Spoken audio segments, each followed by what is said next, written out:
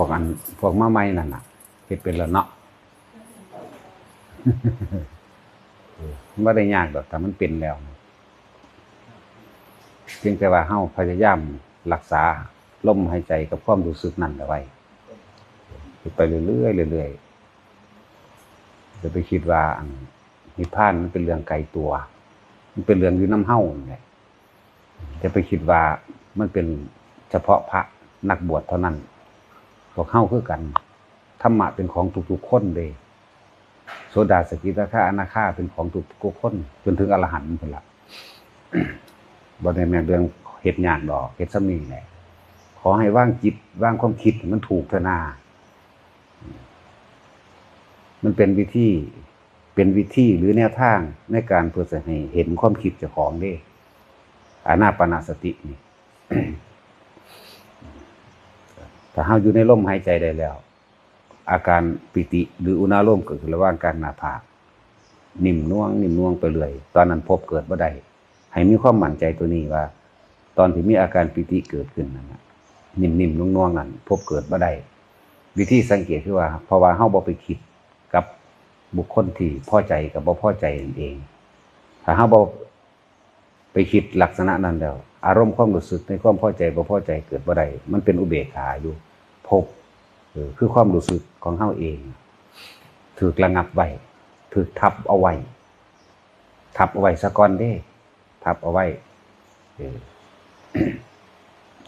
วันนี้ความคิดอันอื่นๆความคิดอีกถ้าเฮา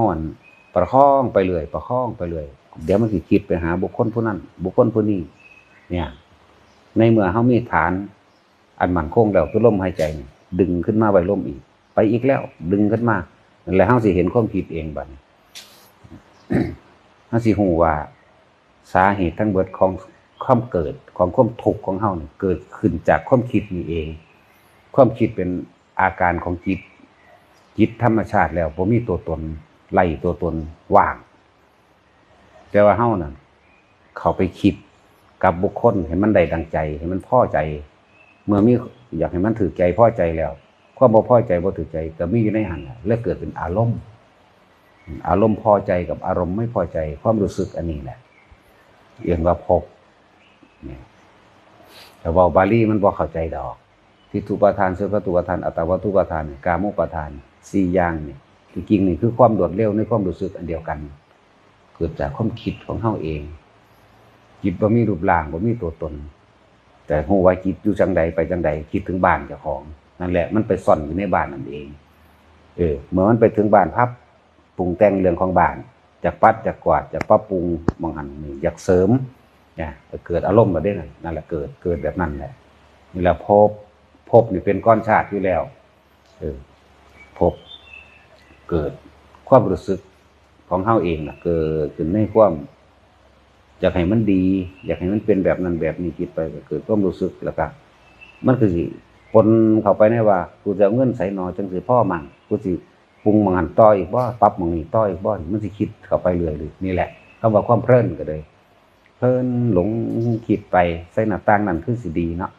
เสริมมังหันคือสิดีเนาะเนี่ยใส่กันศาสตร์ดีบ่น้อ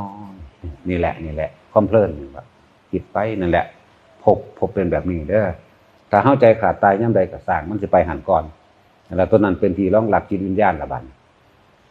เป็นหยังคือว่ามีวิญญาณเหมือนวิญญาณคือความรู้สึกนั่นเองไม่พอใจกับบ่พอใจนั่นแหละและที่รองรับจิตวิญญาณเรียกว่าจิตมโนวิญญาณถ้าเฮาบ่ทันได้ฝึกหัดมันแยกกันบ่ออกดอกเป็นอันเดียวกันถ้ามันแยกออกแล้วมันสิเหลือเฉพาะจิตโดดๆเด่นๆแต่ว่าแค่รู้นั่นแหละจิตกับผู้รู้อันเดียวกันแต่ว่ามันบ่ปรุงแต่งในสิ่งที่รู้เข้าใจว่าล่ะสิ่งที่รู้สิ่งที่สัญญาอารมณ์ความรู้สึกเก่าๆที่เคยมีมันเลยอยู่เฉพาะลำพังมันเลยรู้กับรู้คือเห็นกับเห็นเท่านั้นสว่าเห็นกับเห็นเปรียบเทียบง่ายคือเฮาเห็นต้นไม้เสาไฟนั่นแหละเฮาบ่คิดกับมันนั่นแหละละ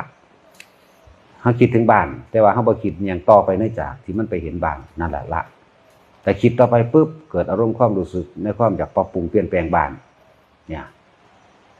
บัดนี้เฮาบ่คิดนะมันก็เลยเป็นเห็นซื่อๆรู้ซื่อๆสักแต่ว่ารู้สักแต่ว่าได้ยินได้เห็นแต่จังซั่นจิตกับผู้รู้อันเดียวกันนั่นแหละเพียงแต่ว่ามันสิยึดหรือบ่ยึดถ้ายึดคือคิด คิดปรุงแต่งให้มันเป็นไปได้ดังใจ บ่ว่าสิเป็นบุคคลสัตว์สิ่งของเพิ่นจึงเว้าโดยรวมๆเอาไว้ตาก็มันก็จำภาพคนนั่นแหละหูมันก็จำเสียงคนนั่นแหละตาหูจมูกลิ้นใจคือเป็นรูปรสกลิ่นเสียงสัมผัสและก็เกิดอารมณ์นั่นแหละคือวิญญาณความรู้สึกในพอใจหรือพอใจวิญญาณตาวิญญาณหูวิญญาณจมูกวิญญาณลิ้นวิญญาณกายวันนี้ถ้ารวมแล้วก็วิญญาณใจถ้าเราบ่มีความรู้สึกมันจะเอาวิญญาณมาจากไสมาในการรับรู้ในความพอใจหรือบ่พอใจนี่เป็นภาษาปัญหาแปลได้ซ้ำนี่แล้วเฮาก็ยังบ่เข้าใจเด้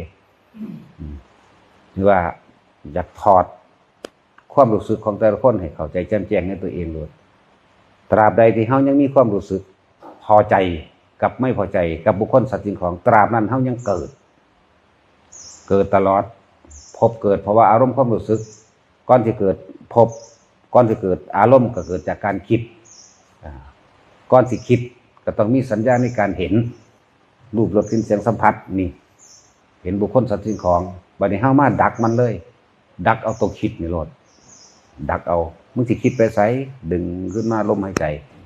ดึงมาเรื่อยมันสิค่อยๆเห็นโทษดอกนั่นแหละการทรงฌานหรือว่าสมถะกับวิปัสสนาตีคู่กันให้หาความหมายในตัวเองอย่าไปหาความหมายน้ำศัพท์ที่บางองค์เพิ่นก็บอกแบบนั้นแบบนี้ล้วนแล้วแต่เป็นการอธิบายเพื่อให้เกิดความเข้าใจซื่อๆถือทั้งเบิดถ้าผิดก็ผิดทั้งเบิดนั่นแหละถือทั้งเบิดนั่นแหละ มันเป็นวิธีการเพื่อเฮาจับความคิดหยุดความคิดให้ได้จิตเลยอยู่แต่จิตบัดนี้สิ่งทั้งหลายเข้าไปจิตอยู่แต่จิตถ้ามันบ่เข้าไปคิดเห็นบ่ถ้ามันบ่คิดเห็นไหมสิว่าสัญญาสิว่าเวทนาสิว่าสังขารสิว่าวิญญาณสิว่าเป็นจิตตัวเดียวก็ได้ที่นี่เมื่อมันไป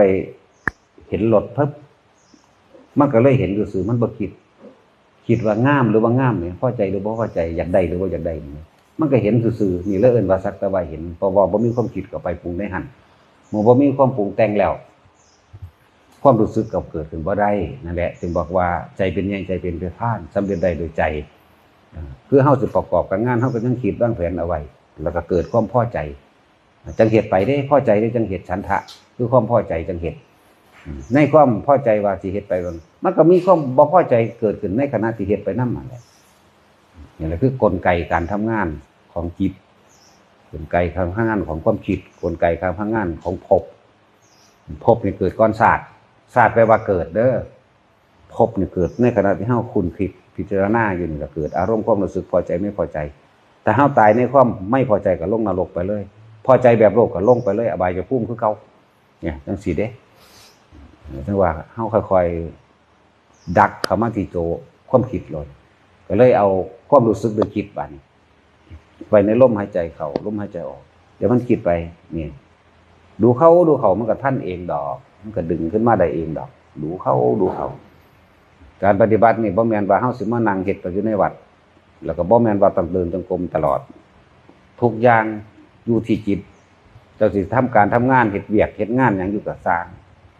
บ่ได้มาผูกขาดต้องนั่งหลับตาต้องนั่งลืมตาก็ตามบ่ได้ว่าผูกขาดในหยังยากๆนั่นเป็นวิธีฝึกซื่อๆที่ว่ากรรมฐาน40มั่งสมาธิต้องนั่งหลับตามั่งมันเป็นวิธีฝึกแหละถ้าเดินจงกรมคือบ่เดินหลับตานั่นแหละก็เดินรักษาจิตตั้งให้มันตั้งมั่นคำว่าสมาธิแปลว่าจิตตั้งมั่นแต่ตั้งมั่นต้องบ่ไปเกาะเกี่ยวกับสิ่งใดบ่มีแนวเกาะเกี่ยวบ่มีแนวคิดถึงนี่จังเอิ้นว่าตั้งมั่นนั่นแหละจังว่าเพิ่นจังมาแยกออกเป็นสมาธิ3อย่างคณิกะสมาธิสงบชั่วขณะหรือตั้งมั่นชั่วขณะนั่นเองอุปจารสมาธิเมื่อมันตั้งมั่นจังซั่นแล้วมันสิมีเรื่องนั้นเรื่องนี้ที่เฮาไปคิดถึงมันนั่นเองมันเลยเป็นอุปจาระเป็นอุปสรรคในการขัดขวางบ่ให้จิตตั้งมั่นทั้งแท้จริงมันบ่มีใดสิ่งใดขัดขวางสิ่งใดแต่ว่าเฮานั่นน่ะความเคยชินในความอยากได้อยากดีอยากมีอยากเป็นมันเลยไปคิดให้อันนั้นเป็นนั้นซั่นอันนี้เป็นจังซี่มันเลยบ่ผ่านคำว่าอุปะคืออุบัติขึ้นเพื่อไม่ให้จิตตั้งมั่นโดยภายนอกคือเฮาเห็นกันบุคคลสัตว์สิ่งของรูปรสกลิ่นเสียงสัมผัสแต่เฮาบ่คิดอารมณ์เกิดบ่ได้ เฮาบ่คิดปรุงแต่งไปในความอยากได้ให้เป็นไปได้ดังใจแบบนั้นเลยพอใจก็บ่พอใจก็บ่ได้อารมณ์ก็บ่ได้วิญญาณก็ดับถ้าสิไหลเข้าไปสู่คำว่าคณิกะสมาธิแล้วอุปจารสมาธิแล้วบ่สนจิตตั้งมั่นอยู่ในอย่างเดียวเลยบ่ได้คิด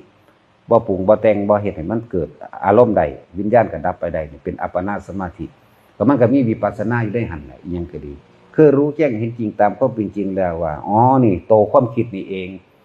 ที่เฮ็ดให้ทั้งหลายเกิดคิดไปแล้วก็ย่อมมีอารมณ์ปะปนไปในหั่นในรูปรสกลิ่นเสียงสัมผัสเกิดความรู้สึกพอใจมั้ยพบมันเกิดแบบนี้นี่มันก็ดักมาตาแล้วก็ค่อยๆเบิ่งตัวของเองไปเลยว่าเครื่องวัดตัวเองเมามีอารมณ์ความรู้สึกในความพอใจและไม่พอใจนี่คือเครื่องวัดอารมณ์ตัวเองนี่ละได้มากละได้น้อยเอาตัวนี้มาวัดตัวเองเด้อมีความรู้สึกที่พอใจกับไม่พอใจ2อย่างต้องมีความรู้สึกตัวนี้ถ้าบ่มีความรู้สึกมันสิเกิดเรื่องหยังขึ้นก็ทำกระทบกระทั่งอันนั้นอันนี้เขาด่าเขายกย่องได้มาเสียไปยังก็แล้วแต่บ่มีความรู้สึกมันซื่อๆอยู่นั่นน่ะนั่นละบ่มีความคิดปรุงแต่งในนั่นในนี่เด้นั่นละแล้วเพิ่นจังว่าอันนี้สำหรับผู้มันถึงยอดบัดนี้ผู้บ่ทันได้ถึงยอดอาจสิเป็นขั้นตามลำดับว่าโสดาสกิทาคาอนาคามั่งเป็นลำดับก็เลยเอาคำว่าศีลมาเป็นเครื่องวัดคือกันคำว่าศีลเป็นเครื่องวัดนี่ให้เอาความรู้สึกคือเราแต่ว่าเราไม่มีความรู้สึกนึกคิดเลยแม้เพียงนิดหนึ่งละหนึ่งที่จะทำลายเบียดเบียนให้ผู้ใดผู้หนึ่งสิ่งหรือทรัพย์สินนิดหนึ่งน้อยหนึ่งก็มีบริสุทธิ์ล้วนๆบริสุทธิ์นี่แหละตัวมาวัดคำว่าอริยะเริ่มต้นจากโสดาการขึ้นไปจนถึงอรหัตจนถึงอรหัตนั่นแหละทำเบื้องต้นมันเกิดขึ้นแล้วความบริสุทธิ์เบื้องต้นโดยศีลคนเฮาแต่บ่ไปเบียดเบียนทำลายผู้ใดผู้หนึ่งให้เสียชีวิตทรัพย์สินความกังวลบ่มีเด้บ่ได้กังวลบ่ให้สิมาฆ่ามาตีมาลักมาปล้นมากี้หยังแล้วแต่มันสิเป็นไปเนี่ยบ่มีความกังวลเลยบ่มีความเร่าร้อนยังแต่ความอาลัยเป็นจุดไปอาลัยกับพ่อแม่บ่อาลัยกับลูกผัวบ่กับเมียบ่อาลัยกับสิ่งเราทั้งหลายอาลัยกับญาติอาลัยกับทรัพย์สมบัติต่างๆคือยังคิดจัดสรรบ่ลงโตแต่ว่าศีลนี่บริสุทธิ์แล้วเพิ่นก็เลยว่าโสดาอีก7ชาติมั่งโสดาแบบสัตตุคตะไม่เกิน7ชาติมั่งไม่เกิน3มั่งไม่เกิน1มั่งก็ว่าไปนี่ก็เลยว่าแต่ละคนน่ะเอาอีหยังมาเป็นเครื่องวัดอริยะของเจ้าของเองเอาศีลที่เฮาเห็นแต่ว่าศีลนั่นปานาติปาตาเนี่ยอธินาทานากาเมเนี่ยมันเป็นข้อปฏิบัติซื่อเป็นข้อปฏิบัติส่วนผู้ที่ถึงศีลบริสุทธิ์แล้วบ่มีข้อปฏิบัติบ่มีจิตเจตนาบ่มีความคิดในการทำร้ายเบียดเบียนผู้ใดผู้หนึ่งเสียชีวิตหรือทรัพย์สินตลอดทั้งคนและสัตว์เด้บ่มีเลยเห็นว่าบ่มีฮอดศีลพุ่นล่ะเพราะว่ามันเป็นของมันจังสั่นอยู่แล้วเนี่ยบัดนี้ยังแต่ความอาลัย ว่าเฮาสิเฮ็ดอาลัยนำญาตินั่นแหละอาลัยนำสมบัตินั่นแหละอย่างสั่นมันเลยเป็นเพิ่นเลยเป็นแยกลำดับเอาไว้ให้แต่ละสำหรับอรหัตล่ะบ่มีหยังเลยว่างบ่บรรลุหยังพร้อมซื่ออยู่เป็นธรรมดาแบบนั้นทั้งเบิดโดยพระอรหันต์เป็นจังไดศีลก็เป็นแบบนี้แหละบ่มีความคิดในการทำลายเบียดเบียนผู้ใดผู้หนึ่งเสียชีวิตหรือทรัพย์สินตลอดทั้งคนและสัตว์บ่มีเลยความอยากได้ดีมีเป็นนิดนึงน้อยนึงก็บ่มีที่นี่อารมณ์บ่มีอารมณ์เด้อารมณ์ความรู้สึกที่พอใจและพอใจมันบ่มีมันมีแต่ใช้ชีวิตธรรมดาล่ะแต่ผู้อื่นสิมาเร่งมาดลเดาว่าเพิ่นศูนย์เนาะจังซี่เวลาเห็นเพิ่นหายเพิ่นด่าเพิ่นแสดงกิริยาออกมาแบบนั้นนี่ยังคิดว่าเพิ่นศูนย์จังซั่นเพิ่นด่าจังซี่ไปคิดใส่ความรู้สึกเพิ่นมันบ่มีดอกมันแสดงไปตามโลกซื่อของบางอย่างก็คือว่านั่นแหละถ้าบ่ให้มันก็บ่เศร้านะลักษณะนั้น ใส่กิริยาทางโลกเขาใส่คมกันแบบใดก็ใส่แบบนั้นแต่ว่าใจบ่มีใจบ่มีอารมณ์นั่นแหละบ่มีความรู้สึกหรือความพอใจบ่พอใจดอกมีแต่ว่าสิ่งนี้ควรเฮ็ดสิ่งนี้บ่ควรเฮ็ด เครื่องวัดพระอรหันต์บ่มีอารมณ์ความรู้สึกในความยินดีพอใจจักอย่างบ่มีเลยแม้กระทั่งพระนิพพานก็บ่พอใจที่สิไปแล้วก็บ่อยากไปก็มันดับของมันจังซั่นนี่แล้วนี่เครื่องวัดอรหันต์เพิ่นก็วัดในตัวเพิ่นเด้บ่แม่นเพิ่นเอาผู้อื่นมาวัดบ่ได้ดอกนั่นแหละบ่มีผู้ใดไปวัดกันได้ดอก นอกนั้นมีแต่ตำราว่านี่เฮาเบิ่งโตเฮาเองโลดมีแต่ว่าผู้นั้นรู้ว่าละจิตรู้ว่าละใจจังซั่นจังซี่มีแต่ตำราเฮาบ่เชื่อจักเม็ดเลยเฮาบ่เชื่อได้จังซั่นมีแต่ตำราว่าไหมเนาะตายเบิดแล้วผู้ว่าผู้นั้นเก่งผู้นี้เก่งอ่ะนะแล้วเราถ้าถึงพิสูจน์ด้วยตัวเองเถิดเห็นเขามาในตัวเองเลยเฮาบ่เชื่อไผเฮาเชื่อตนบัดทีนี้แม้กระทั่งตนเฮายังบ่เชื่ออีกเหมือนธรรมดาที่เฮาบ่เชื่อความคิดเจ้าของเลยเฮาถิ่มอย่างว่าล่ะถึงขนาดนั้นแหละงงอยู่ดอกตะกี้คือว่ายึดนั่นอันนี้บ่จังซั่นจังซี่บ่เนาะแต่ถ้ามันถึงแล้วมันสิงงอยู่ดอกอันผู้บ่ทันถึงสิงง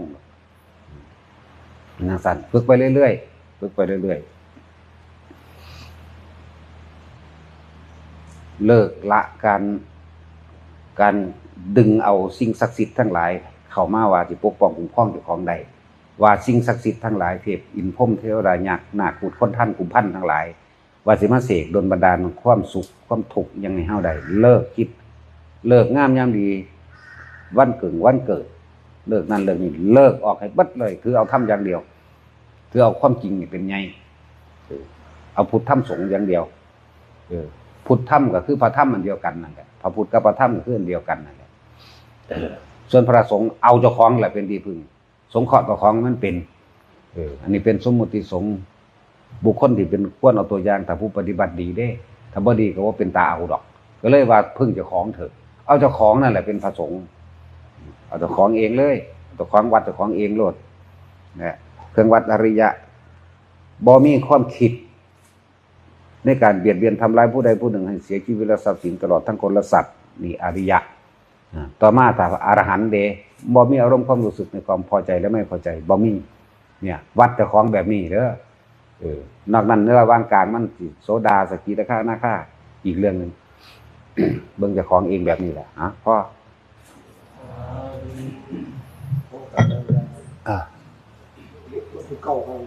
วันที่ 9มีวันที่เท่าไหร่6 7 8 9อีก3มื้อพวกฝุ่นบอกพวกญาติๆเด้อแต่ญาติสิมา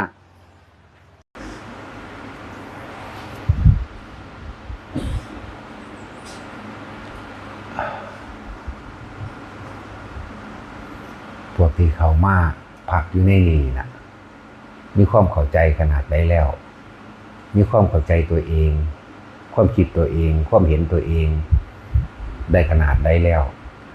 ให้สังเกตตัวเองเด้มีความเข้าใจคำว่าธรรมะได้มากมายขนาดใดแล้วมีความปล่อยว่างได้มากขนาดใดแล้วก็คือให้สังเกตตัวเองอารมณ์ละอารมณ์ได้มากขนาดใดแล้วให้พวกเขามาเบิ่งตัวเองตรงนี้คือเฮาสาระทางบ้านมาแล้วบ่อยู่บ้านกลับบ้านนี่ก็คือได้โอกาสพยายามอยู่กับตัวเองให้มากตัวเองคือลมตัวเองคือคิดถึงลมหายใจเข้าออกตัวเองคือความรู้สึกอันอยู่กับลมเย็นในโพรงจมูกสันจมูกข้างในกับลมเข้าออกส่วนการปล่อยว่างมันจะปล่อยเองครับ เฮาปลูกบักฮงมะละกอเฮาบังคับหน่วยมันได้บ่เฮาบังคับมันหน่วยหน่อยหน่วยใหญ่หน่วยยาวหน่วยงามบ่ได้เด้แต่ว่าเฮานี่ใส่ปุ๋ยรดน้ำได้พ่นดินได้ถากหญ้าได้หญ้าออกได้พ่นดินได้ใส่ปุ๋ยรดน้ำได้นี่คือสิ่งที่เฮาต้องนึกเข้ามาคือเฮามีหน้าที่รู้ลมเข้ารู้ลมออกนี่คือกันเฮาปลูกบักฮงนั่นไปบังคับหน่วยยาวหน่วยใหญ่หน่วยอ้วนหน่วยสั้นหน่วยบ่ได้ไปบังคับสีผิวว่าตัวสีเขียวอ่อนหรือเขียวแก่บ่ได้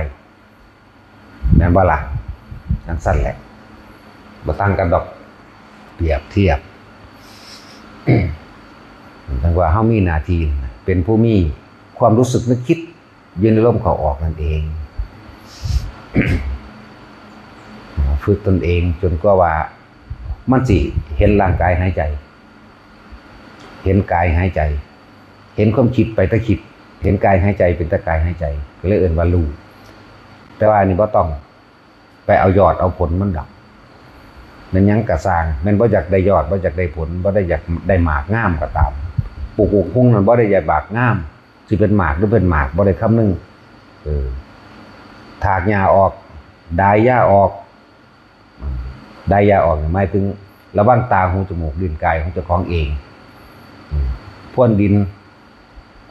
บ่นำสิ่งที่ตาหูจมูกลิ้นกายเห็นเข้ามานึกคิดรดน้ำกับใส่ปุ๋ยก็คืออยู่กับลมหายใจตัวเองนั่นแหละตาก็เห็นต่างๆนานาสารพัดตาเฮานี่เห็นบุคคลสัตว์สิ่งของเรื่องราวต่างๆดินน้ำไฟลมร้อนและหนาวเห็นรู้สึกได้ทั้งกายเหมือนกันเอาดายหญ้าออกจากโค่นต้นมักฮงดายหญ้าออกคือการกระจัดจากสิ่งที่ตาหูจมูกลิ้นกายเข้าไปกระทบและสัมผัสพรวนดินรดน้ำใส่ปุ๋ยนั่นแหละแม้เฮาสิบ่อยากได้หมากงามก็ตามมันก็ย่อมเป็นหมากงามเพื่อเก่าเป็นผลใหญ่ผลงามเพื่อเก่านั่นแหละสุขหอมหวานก็คือกันแต่อันนี้ก็คือกันอย่าพยายามนำเรื่องเล่าอื่นต่างๆที่ได้ยินที่ได้ฟังได้กลิ่นได้เห็นได้รับรู้เรื่องเล่าต่างๆนำเข้ามาคิดไขควรพิจารณาเพราะเรื่องข้างโลกยิ่งคิดมากก็ยิ่งต่อมากย่าวไปเรื่อยความคิดหาหม่องสุดบ่ได้เด้อเหมือนกันแหละความคิดกับตัณหา ตัณหาหาที่สุดไม่ได้หาต้นบ่ได้หาปลายบ่มีเป็นไปบ่มีหยังสิย่าวไกลยิ่งกว่าตัณหา นั่นแหละ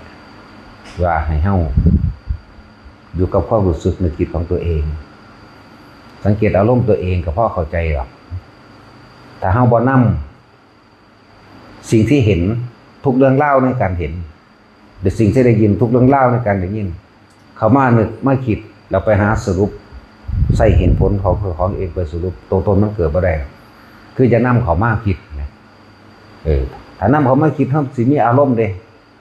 พอใจกับบ่พอใจถูกใจกับบ่ถูกใจนั่นแหละหรือว่าอันนี้บ่ถืออันนั้นถืออันนั้นบ่ดีอันนี้บ่ดีอุ้ยบ่น่าสิจังซั่นเลยอันนี้เลยนั่นแหละโดยแล้วถ้าเป็นการก่อภพคืออารมณ์พอใจและบ่พอใจคือความรู้สึกนั่นแหละว่าเฮาบ่พาเฮ็ดยากปานนั้นดอกแล้วก็บ่เว้าซับโดยยากแต่สิเว้าซับโดยยากก็ได้สำหรับผู้ต้องการพระบาลีก็ดีก็ได้อยู่บุคคลเมื่อเจริญอานาปานสติให้มากเป็นผู้มีสติรู้อยู่กับหายใจเข้ายาวก็รู้ว่ายาวหายใจออกยาวก็รู้ว่ายาวเป็นผู้ทำความรู้สึกอยู่กับลมหายใจแต่เฮาเติมให้พระเพิ่นอธิบายสั่งเป็นผู้มีความรู้สึกอยู่กับลมหายใจในโพรงจมูกเย็นเข้าไปในโพรงจมูกเข้าไปในเลยโพรงจมูกคือสันจมูกข้างในมีความรู้สึกเย็นจะมีอาการนิ่มหน่วงอยู่ระหว่างหน้าผากระหว่างการคิ้วก็แล้วแต่เนี่ยขึ้นชื่อว่าเป็นผู้มี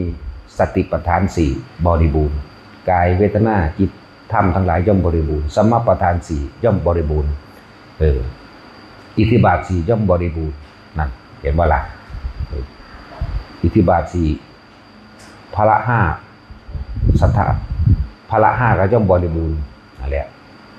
โพชฌงค์7ก็ย่อมบริบูรณ์มรรค8ก็ย่อมบริบูรณ์นะโดยแล้วถ้าเป็นโพธิปักขิยธรรมโพธิปักขิยธรรมหมายถึงหนทางแห่งการตรัสรู้เข้าถึงแก่นธรรมเขาว่ามีแค่เฮาเฮ็ดอยู่แค่อานาปานสติลมหายใจเข้าออกนี่ได้เบิดทั้ง37อย่างนั่นแหละต้นมันอยู่ไสต้นมันอยู่แค่เป็นผู้มีสติและเรื่องรู้ทำความรู้สึกอยู่กับลมเข้าออกปลายมันอยู่ไสสัมมาสมาธิปลายมันอยู่หั่นแต่ว่าไล่มาทั้งเบิดนี่โพธิปักขิยธรรม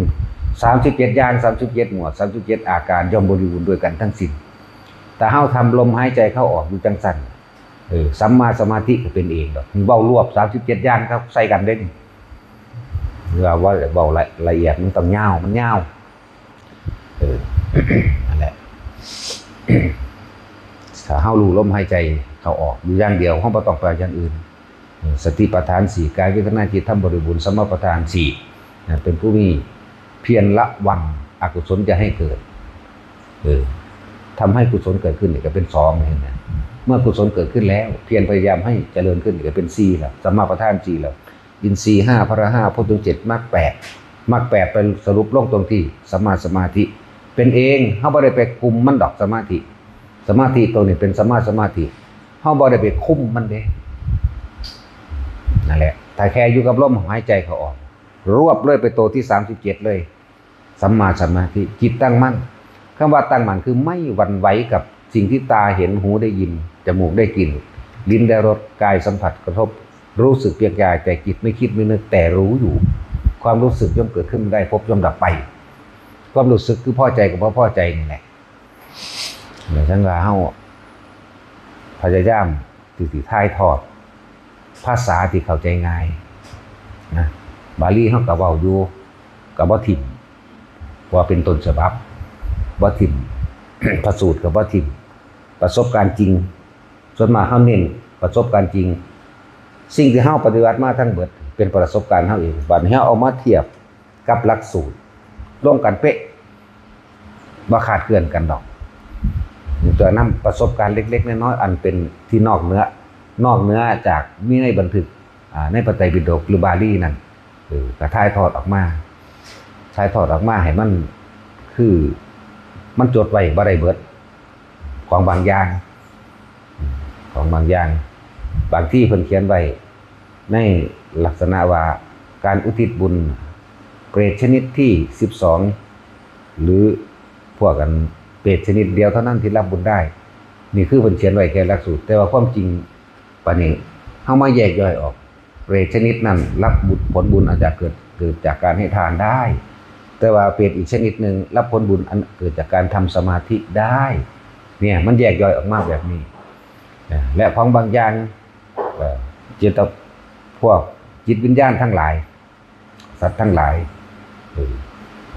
ที่มันตายไปหรือถือเข้าขาไปในการก่อนมาขอส่วนบุญจังซี่ก็มีก็บ่นี่ในบันทึกแต่ว่าประสบการณ์จริงมันมีวิญญาณหมูมาขอส่วนบุญก็มีปูปลามาขอส่วนบุญก็มีอันนี้แหละจังว่ามันเป็นประสบการณ์พระไตรปิฎกยังแคบอยู่แต่ว่าก็คือว่าเป็นหลักใหญ่ไปแล้วนะประสบการณ์ต่างหากเฮาสิได้เห็นผ่านพาต่างๆในสิ่งที่พุทธเจ้าเว้ามา หลายๆอย่างที่มันถ่ายทอดบ่ได้เบิดดอกจึงบอกว่ามันหลายจากไหนผู้นั้นไปเห็นเราเองไปรู้เอาเอง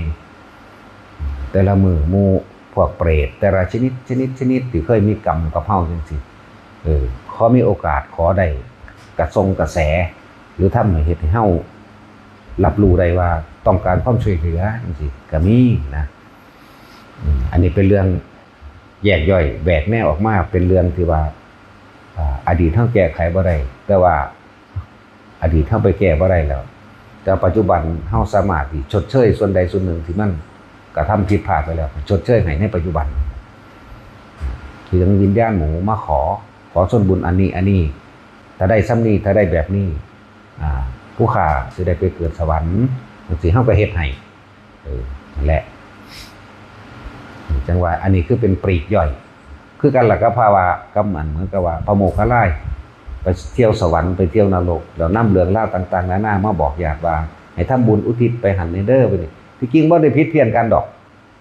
ที่จริงบ่ผิดเพี้ยนกันเลยเปรตหมูมั่งเปรตนั่นเปรตนี่มั่ง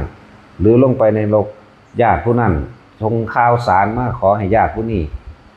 ทำบุญอันนี้ไปให้ในเด้อแบบนั้นในเด้อจังสิวิตจังสิพ้นนี่บ่ได้มาตายโตเด้อก็เลยว่าพระไตรปิฎกก็บ่ได้ขัดแย้งกันดอกถ้าเฮาศึกษาโดยละเอียดแล้วเราขัดแย้งกันบางคนยืนยันแต่พระไตรปิฎกว่าอุทิศบุญให้เปรตได้ชนิดเดียวปรัชตูชีวิเปรตชนิดเดียวบ่แม่นนั่นคือบุญแต่ละส่วน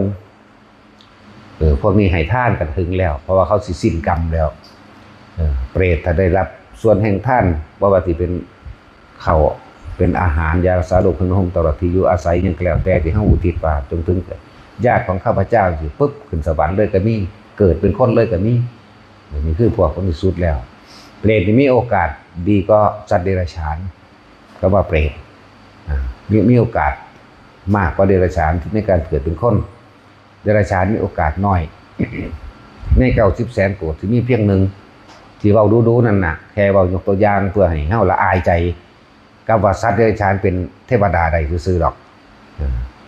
90 แสนโกรธต่อหนึ่งถ้าสิเทียบให้ฟังแล้วหมายถึง90 แสนโกรธชีวิตสัตว์ต่อหนึ่งนะเทวดากบหรือว่าเทวดาข้างข้าวจังซี่นะข้างข้าวฟังธรรมมันสิไปรู้เรื่องหยังจิตสุดท้ายมันเป็นนึกถึงบทสวดไปเป็นเทวดามั่งปลาดุกไปเป็นเทวดามั่งกบเป็นเทวดามั่งหมาเทวดามั่งอันนี้90 แสนโกรธถ้าสิโดยค่าเฉลี่ยประมาณมันคือต่อหนึ่งสัตว์นะจังซี่แต่ว่าเปรตมีโอกาสมากกว่าอยู่เพราะรับได้หลายอย่างเปรตนั้นเปรตรับได้หลายอย่างส่วนสัตว์เดรัจฉานอาหารของเดรัจฉานก็มีอยู่แล้วตามสภาพของมันเองส่วนเปรตมีหลายอย่างหลายชนิด12 ชนิดสัตว์ก็หลายชนิดถ้าสัตว์ตายจำภาพพระได้ไปสวรรค์ถ้าสัตว์ตายหูจำเสียงสวดมนต์ได้ไปสวรรค์แต่ว่าเปรตแบบนี้แม้นของทานบางอย่างก็ไปสวรรค์หรือเกิดเป็นมนุษย์ก็ได้เสียงสวดมนต์จังสิไปสวรรค์หรือมนุษย์ก็ได้การทำสมาธิการอุทิศผลแห่งความสงบจิตแห่งเราจังสิก็ไปสวรรค์หรือมนุษย์ก็ได้นี่จังว่าเปรตมันมีโอกาสหลายกว่าเดรัจฉานที่เว้ามาดูๆนั่นเว้าให้พวกเฮาจักอายซื่อๆหรอกนั่นแหละนี่คือประสบการณ์ภาวนาผู้ใดรู้ผู้ใดเห็นก็แค่นำมาบอกเราแสดงความเห็นหรือให้ข้อคิดในการฟังซื่อๆเด้บ่ได้ยืนยันบ่ได้ตัดสินจริงหรือว่าจริงผิดหรือถูกบุญหรือบาปแต่มันถึงแล้วมันบ่มีหรอกแต่มันทะลุออกไปแล้วพ้นออกไปแล้วแต่ว่าพวกเฮาบ่ทันได้พ้นจังซี่ก็ต้องเว้าตัวอย่างเป็นธรรมดาหลายอย่างที่มันเป็นว่ามันเว้าบ่เบิดมันเยอะแล้วแต่มันสิพูดขึ้นมาให้เว้าเรื่องจังซี่แต่ว่าพวกเฮาจังว่าบ่หาแต่ไปรู้อีหยังแบบนี้ก็ได้ครับบ่จำเป็นต้องรู้สวรรค์นรกบ่ต้องรู้อีหยังมากมายหรอกคือฮดสั่นลัดสั่นเข้ามาลมหายใจผู้ใดกระทำให้มากกระทำให้บ่อยทำความรู้สึกอยู่กับลมหายใจเข้าลมหายใจออกในโพรงจมูกของเราเองก็คือชื่อว่าเป็นผู้มีสติปัฏฐาน4สมบัติทาน4อิทธิบาท4อินทรีย์5พระ5โพชฌงค์7มรรค8บริบูรณ์เต็มที่แล้วแค่ในลมนั่นแหละบริบูรณ์37อย่างแล้วนะผู้ใดตายในลมหายใจอย่างน้อยก็อนาคามีเพราะว่าเฮาบ่ได้ไปคิดถึงสิ่งใดสิ่งหนึ่งความอยากมันบ่เกิดจังซั่นความอยากใดอยากเป็นนั่นนี่มันบ่เกิดดอก นี่แหละยืนยันคือคำสอนพุทธเจ้าพุทธวจนะเป็นคำสอนคำออกจากปากพระพุทธเจ้าอันนี้แล้วเฮาก็พิสูจน์คำออกจากปากของเพิ่นเองนี่แหละเฮาพิสูจน์โดยโพธิปักขิยธรรม37อย่างเพิ่นว่าอานาปานสตินั่นแหละเป็นที่บริบูรณ์ที่สุดแล้วในหมวดหมู่แห่งโพธิปักขิยธรรม37อย่างอันเป็นเครื่องตรัสรู้อันเป็นทางตรัสรู้อันเป็นหนทางตรัสรู้สมบูรณ์หมดแล้วแค่ในลมหายใจบารมี10ก็อยู่ในลมหายใจโพธิปักขิยธรรมรู้ในลมหายใจทุกอย่างอยู่ในลมหายใจเพราะว่าเฮาเกิดมากอะอยู่ในน้ำลมหายใจเบิดลมหายใจก็ตายแล้วแต่เฮาบ่เคยคิดถึงมันจักเทื่อว่าเฮาบ่ต้องไปดิ้นรนหยังมากดอกแต่คำว่าปฏิบัติธรรมก็จะไปคิดยากบ่แม่นว่าต้องมาเฮ็ดอยู่วัดอย่างเดียวเฮ็ดอยู่หม้องใดก็ได้แล้วคำว่าสมาธิก็บ่แม่นการควบคุมบ่แม่นการคุมให้มันสงบเด้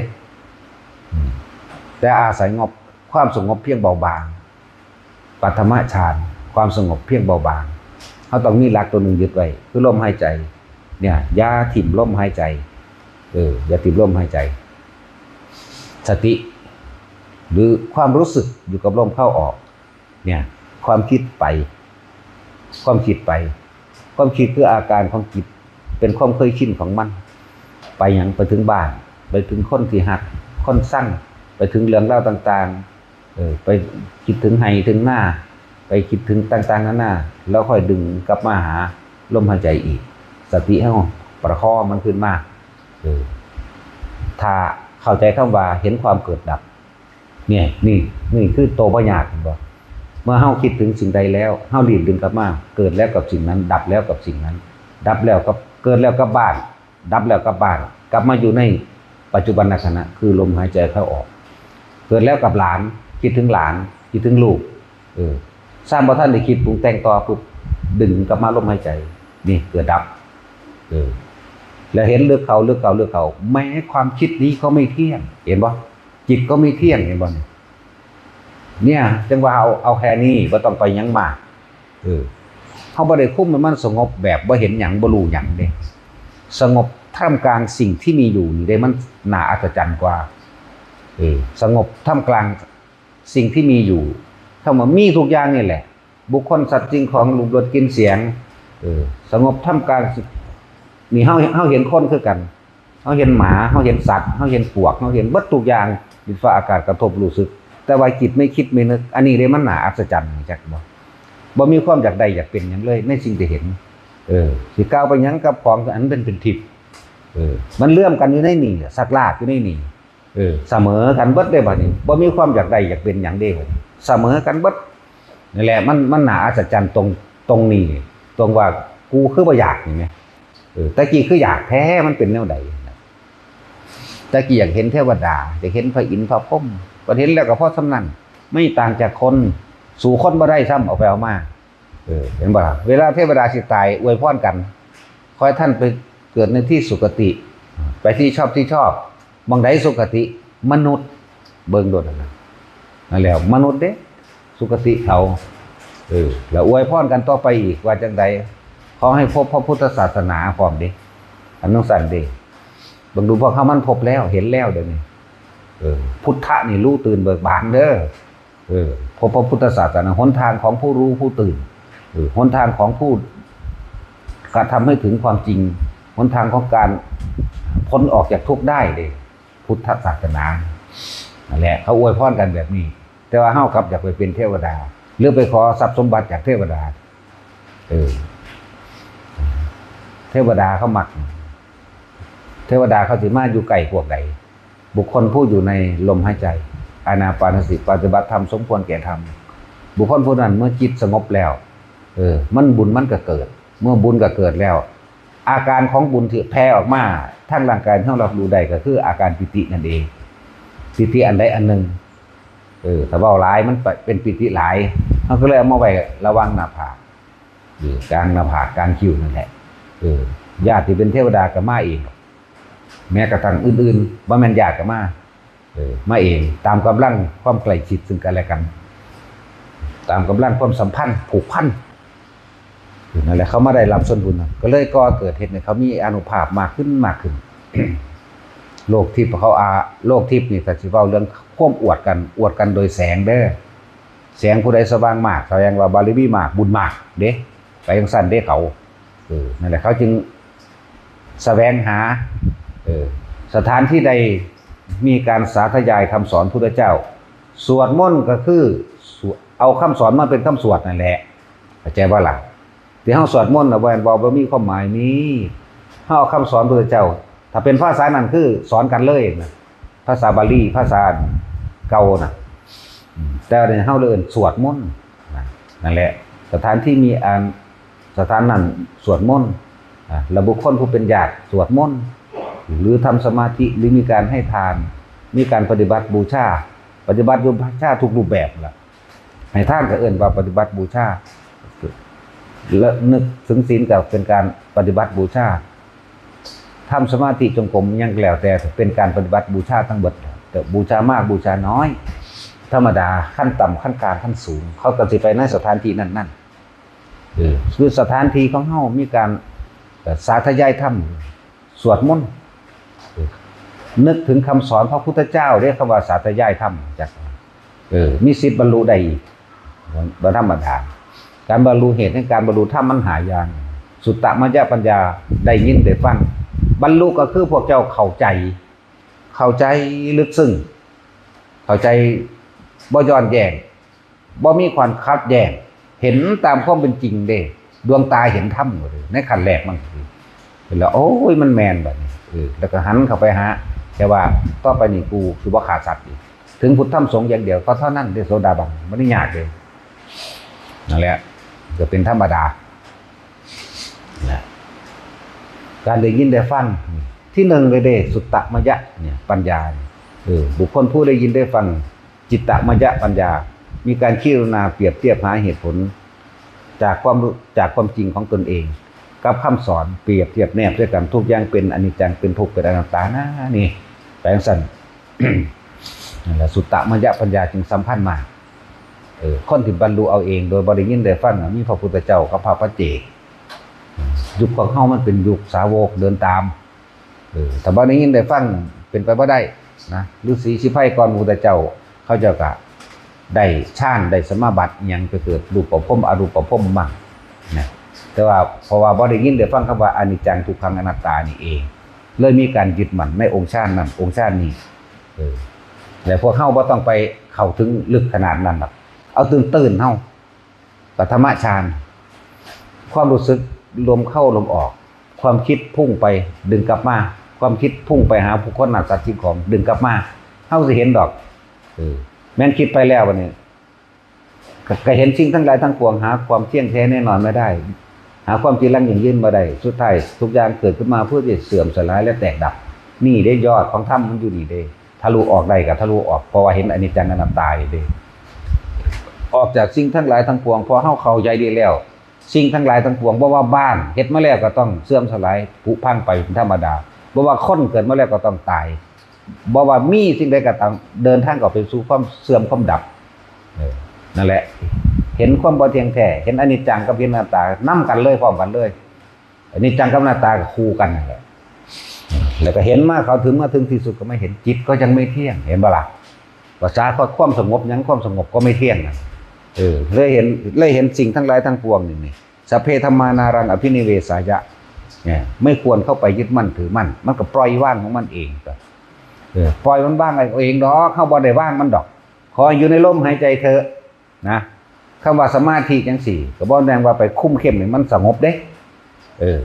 ต้องเป็นสมาธิธรรมชาติเป็นผลของทั้งเบิดคำว่าสัมมาสมาธินี่เป็นผลของอานาปานสติเนี่ยไหลลงไปสิประธาน4สมาประธาน4ที่บาศีลที่5พระ5พุทธง7มรรค8ตัวสุดท้ายคือตัวใดสัมมาสมาธินั่นจิตตั้งมั่นถ้าว่าตั้งมั่นเฮาบ่เข้าใจเลยแปลความขยายความว่าจิตตั้งมั่นในความสงบอันเป็นอุเบกขาจากสิ่งที่มีอยู่สงบจากสิ่งที่มีอยู่ว่างจากสิ่งที่มีอยู่ขาดศูนย์ออกจากสิ่งที่มีอยู่นะแม้ตัวตนเฮาก็บ่มีอยู่ได้บัดนั่นแหละ เข้าสู่สุญญตาเบิดสัญญาอารมณ์กับความรู้สึกกับคำว่ากายเป็นของตนเรียกว่าสุญญตาขาดออกจากความเป็นอัตตาตัวตนสิภาษายังกับผู้อื่นบัดเนี่ยถ้าตัวเองก็ยังขาดได้แล้วนั่นแหละขาดออกจากสุญญตาเมื่อสุญญตาแล้วก็เป็นสุญญวิโมกข์ตั้งมั่นยึดกับมั่นเฉพาะมั่นเองโดยลำพังคือบ่เอาตัวใดมาเป็นตัวผูกมัดสุญญตาวิโมกข์มันอยู่เฉพาะมั่นจิตมันอยู่เฉพาะมั่นเด้บัดทั้งมันว่าเข้าไปยึดติดไผเลยจักคนเลยนั่นแหละอันนี้อาจจะเฮาอาจสิบ่เข้าใจจังถามอยู่เรื่อยๆถามหมู่พระนำกันเห็นนี่บ่คิดได้บ่เห็นหยังก็สร้างหลายๆอย่างเฮาเห็นเฮาบ่นำเข้ามาคิดได้บ่เคยเป็นบ่บางทีเพิ่นว่าเคยเป็นนั่นอันนั้นแหละมันว่างคือมันบ่นำเข้ามาคิดนั่นแหละแต่คิดปุ๊บมีอารมณ์บ่มีนั่นมันมี2อารมณ์ล่ะพอใจบ่พอใจนั่นพบแหละให้เห็นกับทุกอย่างอย่าคิดกับทุกอย่างได้พุ่นล่ะจังสิเสร็จสิ้นเห็นเบิดทุกอย่างได้ยินทุกอย่างทุกเรื่องทุกราวเลยให้เห็นเกิดดับพร้อมคือบ่นำเข้ามาคิดนึงเด้นั่นแหละคำว่าเกิดดับพร้อมก็ดีคือบ่นำเข้ามาคิดนั่นแหละจึงบอกให้พระเจ้าค่อยถามอยู่ตลอดแต่ว่านานๆจึงถามดอกเห็นนั่นเห็นนี่ได้ยินนั่นได้ยินนี่หรือว่าบิณฑบาตไปทำการตลาดเดี๋ยวเขาก็ร้องเพลงขอทานมันแรกเขาก็ปิ้งไก่ปิ้งกามีควันมีกลิ่นมันคิดบ่บ่คิดบางองค์ก็ว่าบ่คิดบางองค์ก็ว่าคิดอันคิดแล้วไปเกิดเข้าใจบ่ล่ะ อันบ่คิดนี่ได้บ่เกิดอันใดที่เฮาบ่คิดถึงเฮาสิเอาบางใดมาเป็นที่ตั้งแห่งอารมณ์มันบ่มีสำคัญเลยคือความคิดดึงเข้ามาปรุงไปปุ๊บอารมณ์เกิดพบนั่นมันถ้าจิตบ่มีที่ตั้งแล้วมันสิเอาหยังไปคิดคือว่าเห็นดับปั๊บคำว่าเกิดดับเห็นความเกิดดับพร้อมนี่แหมตาเห็นบ่คิดหูได้ยินบ่คิดนี่แหมนี่แหละว่าผมแต่ว่าให้ทุกคนนั่นทรงฌานบ่ต้องไปเอาลึกเอาที่คิดได้พร้อมนี่แหละรู้สึกตัวได้พร้อมนี่แหละปฐมฌานนี่แหละเป็นผู้มีสติรู้ลมเข้าออกนี่แหละเท่านี้ความคิดจะมีเป็นธรรมดานี่เอาเท่านี้ฌานที่สองมันบ่คิดเอาเด้สิบอกให้มันวืบแล้วก็ทำแผ่ความรู้สึกอยู่ในอาการปิตินุ่งนวงนี่นึงเด้ฌานที่สองบ่คิดเด้มันจังเกิดเข้าใจว่านี่มันบ่คิดเด้นั่นน่ะมันเป็นการสั่งมันเป็นการสั่งกำลังเพื่อให้มันมีกำลังมากขึ้นซื่อดอกพักความคิดไว้บางทีมันประหัตประหารมันบ่ทันคือเฮาได้ยินได้ฟังดึกคำว่าเกิดดับมันเป็นหยังเกิดดับนี่นั่นแหละสติปัญญาเฮาบ่ทันได้มีกำลังพอก็เลยว่าการลดน้ำพ่นดินใส่ปุ๋ยมื้อนี้อาจจะเป็นชั้นที่2ที่3เห็นบ่ใส่ปุ๋ยพ่นดินผักมันมั่งให้มันได้ดื่มได้กินเต็มที่ของมันมั่งนะนี่แหละการดายหญ้าถากหญ้าเสียหญ้าออกจากเงาบักฮงคือการออกจากญาติพี่น้องคนที่เคยมาเกี่ยวของผูกพันกันมาแต่เก่าก่อนเหมือนกันหรือการที่บ่นำบุคคลบ่แม่นญาติพี่น้องกระช่างบ่ที่พวกสิ่งที่เฮาฮู้เฮาเห็นทั้งหลายบ่ว่าบุคคลสัตว์สิ่งของอากาศดินฟ้าฝนตกหยังก็แล้วแต่นี่แหละคือเกินขจัดสิ่งรอบข้างออกหรือขจัดเครื่องที่ขวางออกบัดนี้ก็นำสติมาจดจ่ออยู่ในลมหายใจเข้าออกคือการพ่นดินใส่ปุ๋ยรดน้ำเดี๋ยวมันสิแข็งแรงขึ้นมาเองดอกก็เลยบอกว่าทรงฌานที่1ที่2ที่3มันที่4ถ้ามันเข้าก็ปล่อยมันเข้าไปจังซั่นแหละจังว่าเที่ยวเข้าเที่ยวออกขอให้เข้าถอยออกอยู่พอสมีแต่ว่าที่บ่ให้ขาดคืออย่าขาดออกจากปฐมฌานอย่าขาดออกจากตัวนี้ให้อยู่จังซี่ตลอดจนเท่านอนหลับไปเฮ็ดจังซั่นแหละมากผลมันสิงามหรือบ่งามมันบ่ต้องเฮาบังคับมันบ่ได้ดอกมันสิงามได้เพราะว่าเฮาบังคับต้นมันต่างหากพี่ต้นมันคือลมหายใจถึงว่าเน้นอยู่หม้องนี้ พระเจ้าบ่ได้บรรลุในชั้นอันสูงดอกมันคมแล้วเกิดการพักจิตไว้ซื่อๆดอกพักความคิดให้มันก่อเกิดมีกำลังแล้วก็ถอยออกมาสิว่าถอยกันนั่นอีกมาเริ่มต้นใหม่คือลมหายใจที่บอกว่าเกิดนั้นขึ้นกับสร้างพวกเจ้าอย่าหนีจากลมเด้อนั่นแหละแต่สิว่าถอยออกมาเดี๋ยวก็สิเข้าใจว่าเป็นจังซั่นจังซี่เกิดนั้นขึ้นกับสร้างถิ่มอย่านำของเก่ามาคิดกลับมาลมหายใจเนี่ยว่าเน้นนะพอ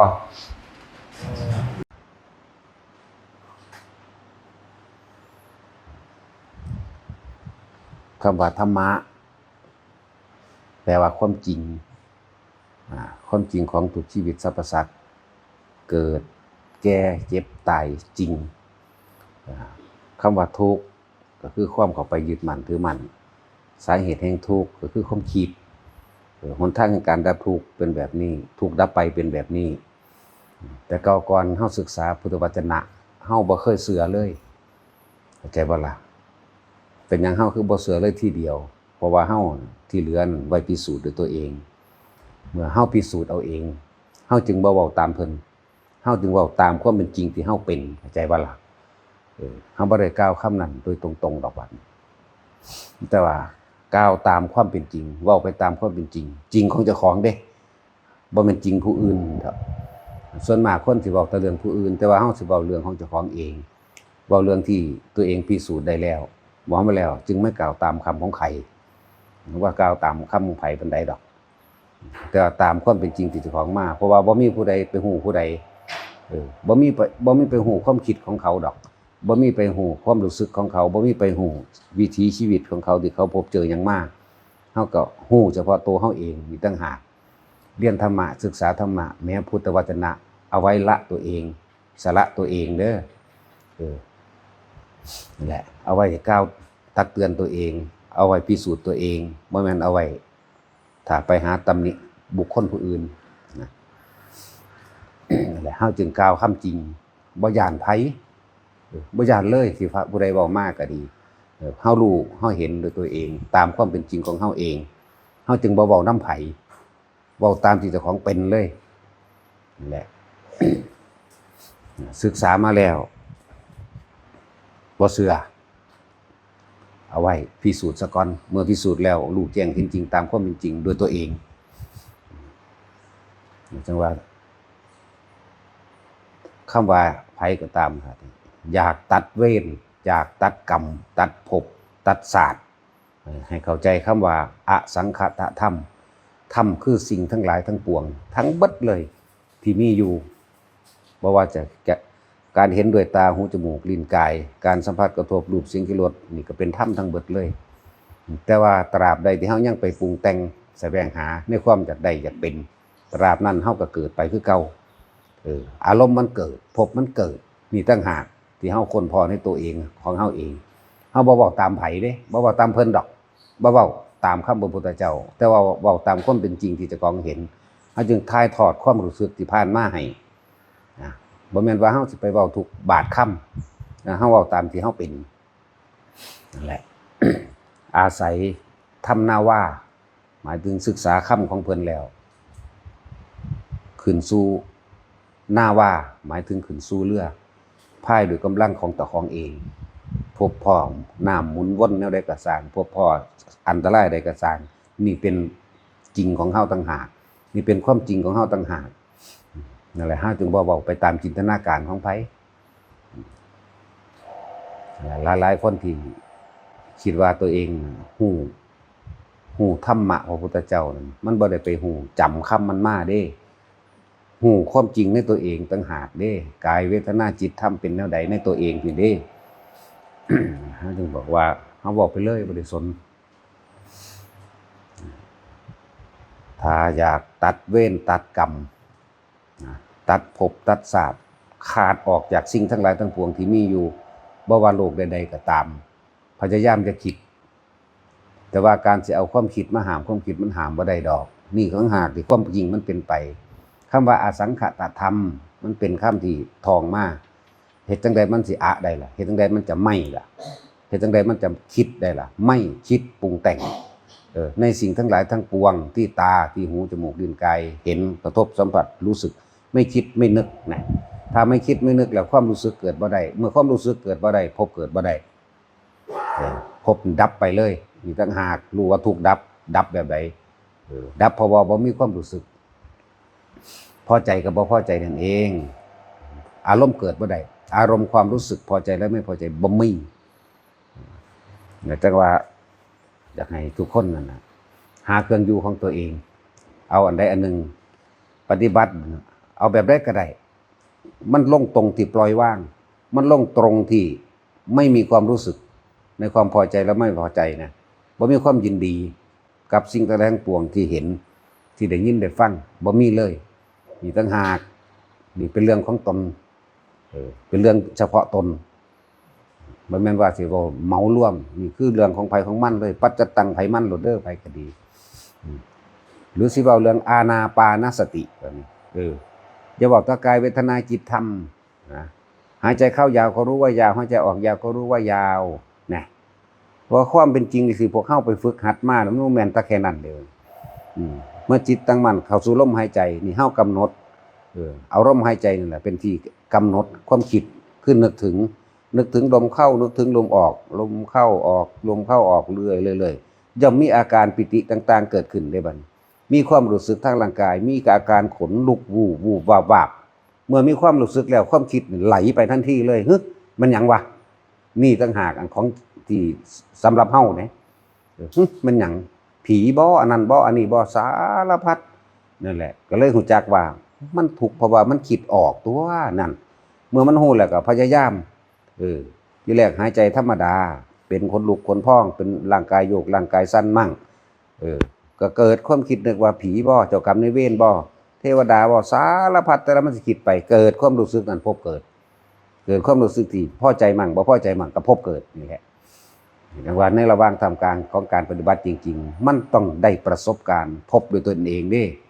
บ่แม่นจินตนาการบ่แม่นคาดคะเนในความน่าจะเป็นแล้วก็เอาไปสรุปเดาให้ผู้อื่นว่าผิดว่าถูกเด้เนี่ยแล้วความรู้สึกมันเกิดปึ๊บตามความเคยชินคนเฮามันย้านมันเคยคิดไปทางต่ำก่อนผีบ่อันนั้นบ่อันนี้บ่เด้ขนลุกวูบวาบขึ้นมานี่ต่างหากนี่คือความจริงที่ทุกคนมันประสบมาหรือตัวเฮาเองประสบมานั่นแหละเฮาต้องรู้ลึกเข้าไปในความรู้สึกอันนี้รู้ลมเข้ารู้ลมออกรู้ลมเข้าลมออกเริ่มจับความคิดได้ว่าความคิดนี่มันปรุงมันแต่งเฮ็ดให้เกิดความรู้สึกพอใจมั่งบ่พอใจมั่งอารมณ์มันเกิดภพมันเกิดอุปทาน4คือหยังใส่ความเห็นของเจ้าของเขามายืนยันตัดสินจากความที่ได้ยินได้ฟังมามั่งที่เป็นเองมั่งนั่นกามุปาทานเป็นความพอใจ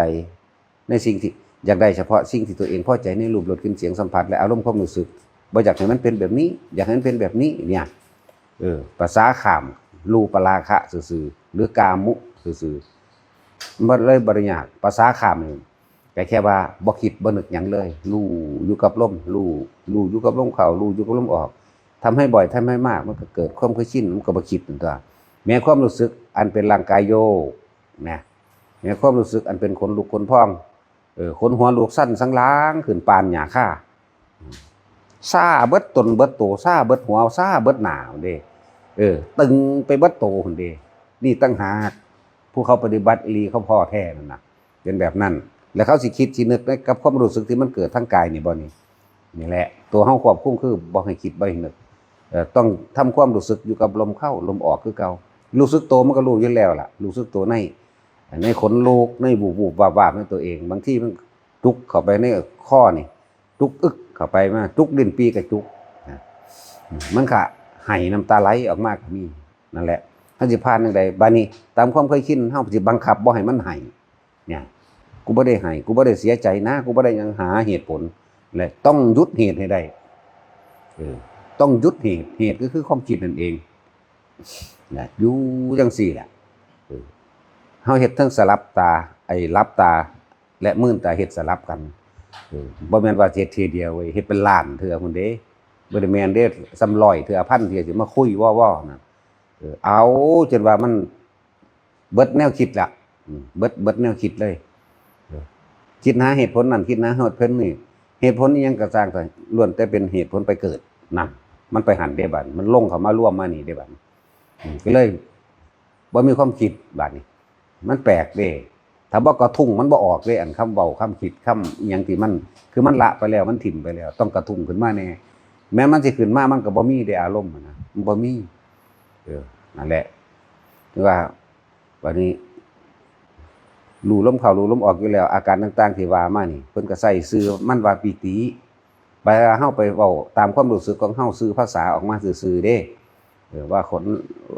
ชื่อภาษาบาลีว่าปิติคุตกาปิติภารณาปิติโอกันติกาปิติอุปงคาปิตินะโอกันติกาปิติคือนั่นคือนี่ก็ว่าไปนั่นจะพากันเป็นหลงตัดศัพท์อันนั้นหลายเอาความจริงที่เจ้าของเป็นโลด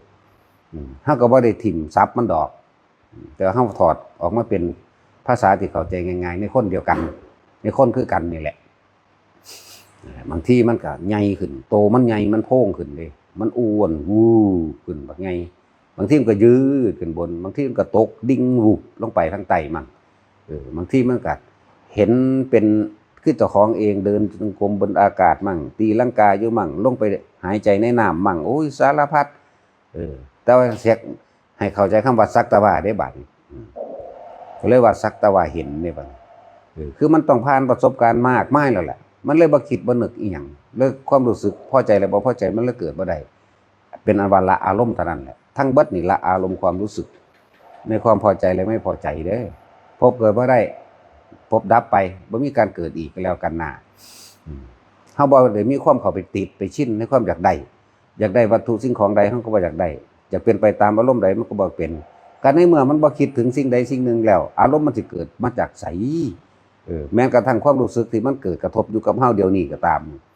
มันบ่ปรุงแต่งต่อเด้มันเลยว่ารู้อยู่ซื่อๆนั่นเองและมันมีทั้งภายนอกภายในแหละธรรมก็ดี แต่ว่าทั้งภายนอกภายในก็สร้างยึดได้ที่ความคิดจับลมไว้ไปก็ดีเป็นวิธีที่ง่ายแล้วจับลมไว้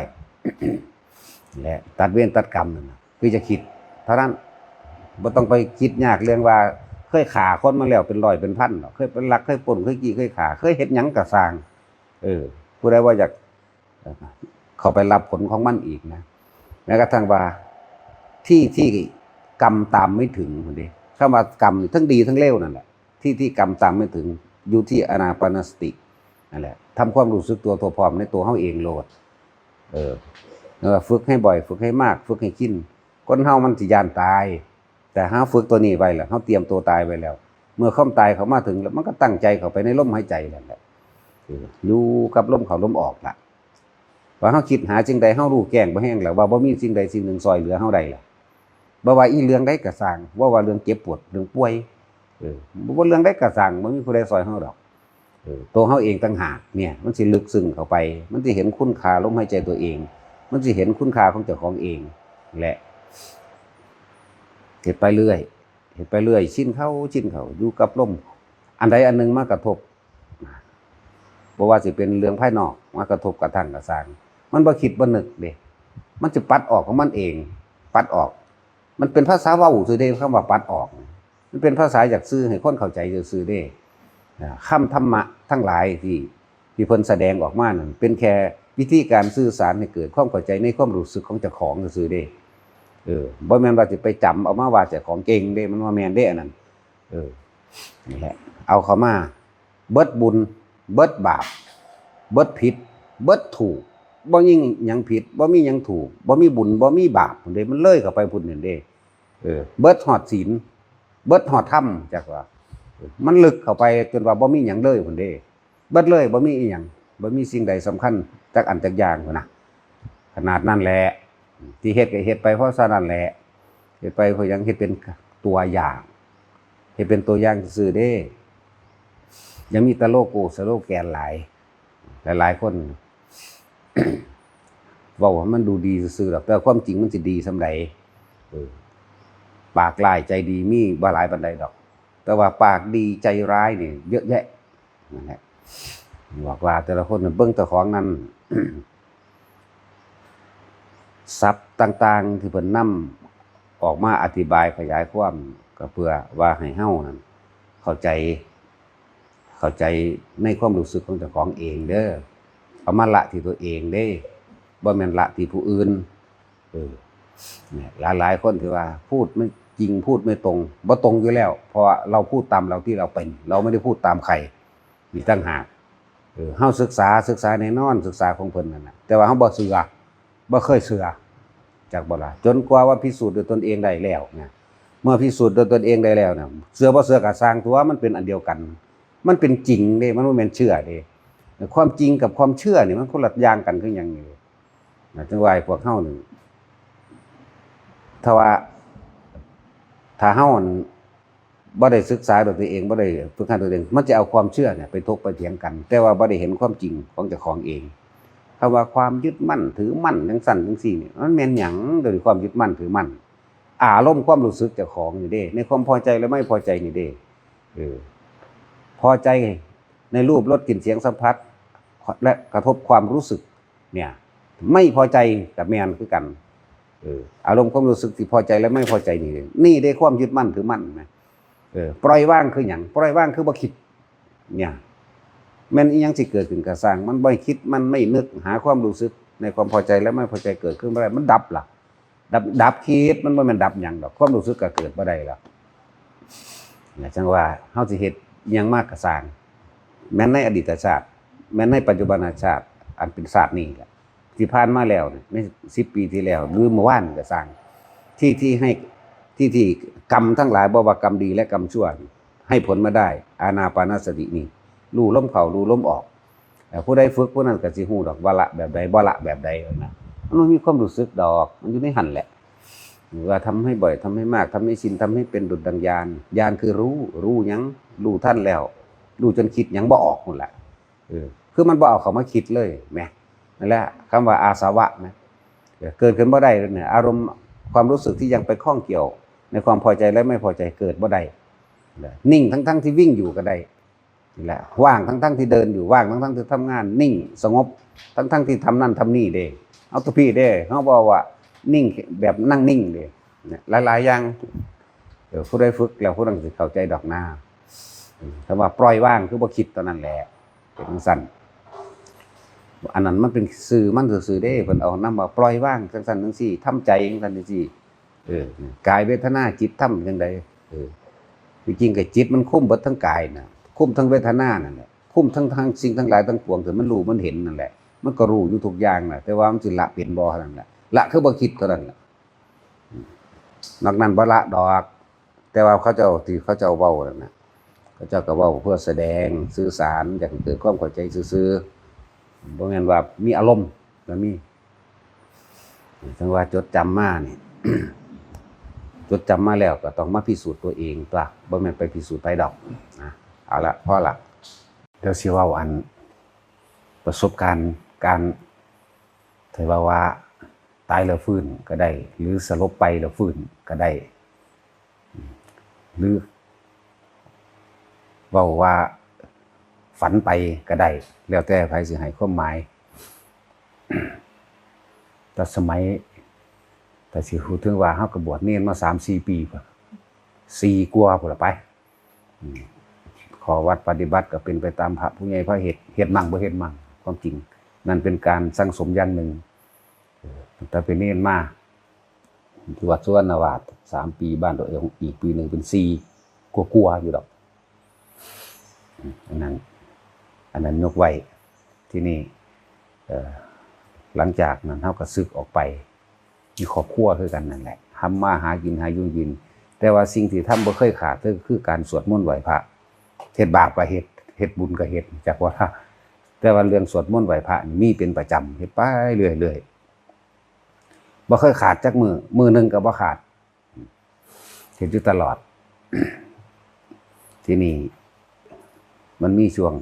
ระยะหนึ่งที่ป่วยที่เอิ้นว่าเป็นวัณโรคก็ได้เพราะไอแล้วก็สูบถือกินยานี่สิหายใจบ่เข้าแล้วก็สูบยาจังซี่ก็สิสูบบ่ได้แต่ว่าโสตายสูบเลยแล้วหายาเมาที่สุดทำมาสูบมันก็แทกลงไปคักๆเลยนะนั่นแหละในครั้งนั้นก็รู้สึกว่าหากเลือดเท่าใดล่ะรู้สึกว่าของสลบไปหรือสิว่าตายก็ได้ใน2 มื้อกับ3 คืนประมาณนั้นแต่อย่าลืมบัดนี้สิให้คนจำเอาตรงที่ว่าอย่าลืมว่าจิตสุดท้ายสติสุดท้ายความคิดถึงสุดท้ายอารมณ์สุดท้ายเด้มันสิไปคิดถึงตอนเฮาใส่เบ็ดเนี่ย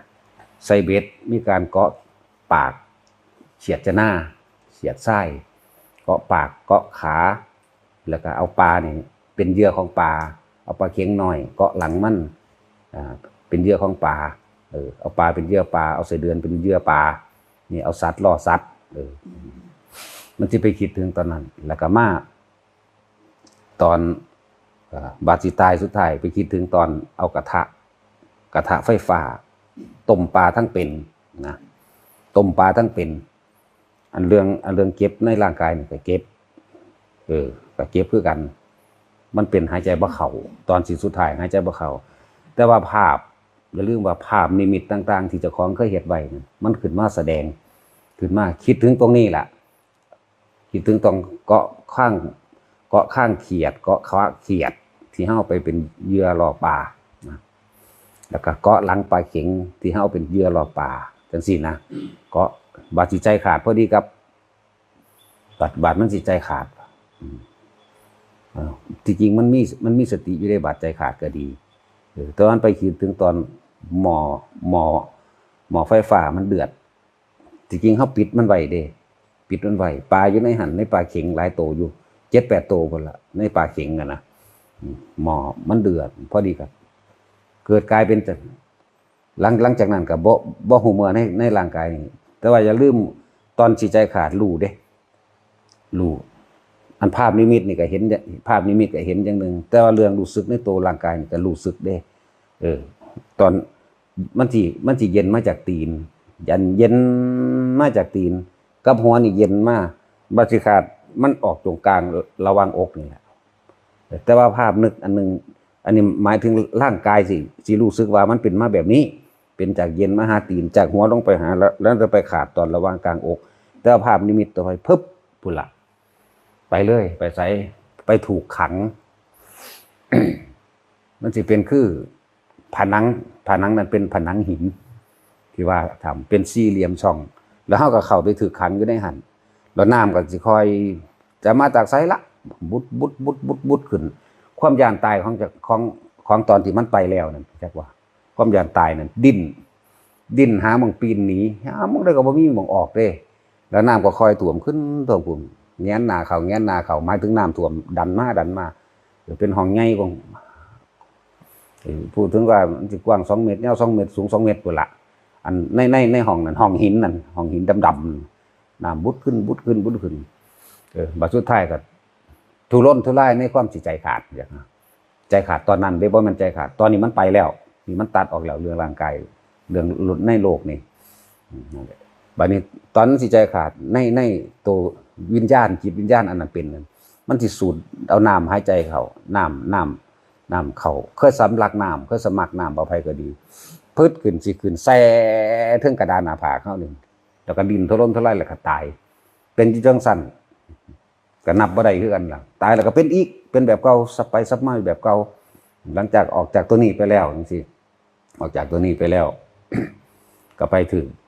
ต้มแบบคือเจ้าของต้มปลามันมีอยู่7ชีวิตเนี่ยมั้งก็ถือต้มแบบนั้นล่ะน้ำค่อยเดือดขึ้นคือกันเด้เป็นคือหม้อก็ว่าบ่ก็ว่าบ่ได้น้ำที่ค่อยที่แรกน้ำเย็นๆแล้วก็สิมีคือจังเศษอาหารคือเหยื่อคือเครื่องปรุงที่เฮาเทลงไปมีน้ำปลามีผงชูรสมีบักพริก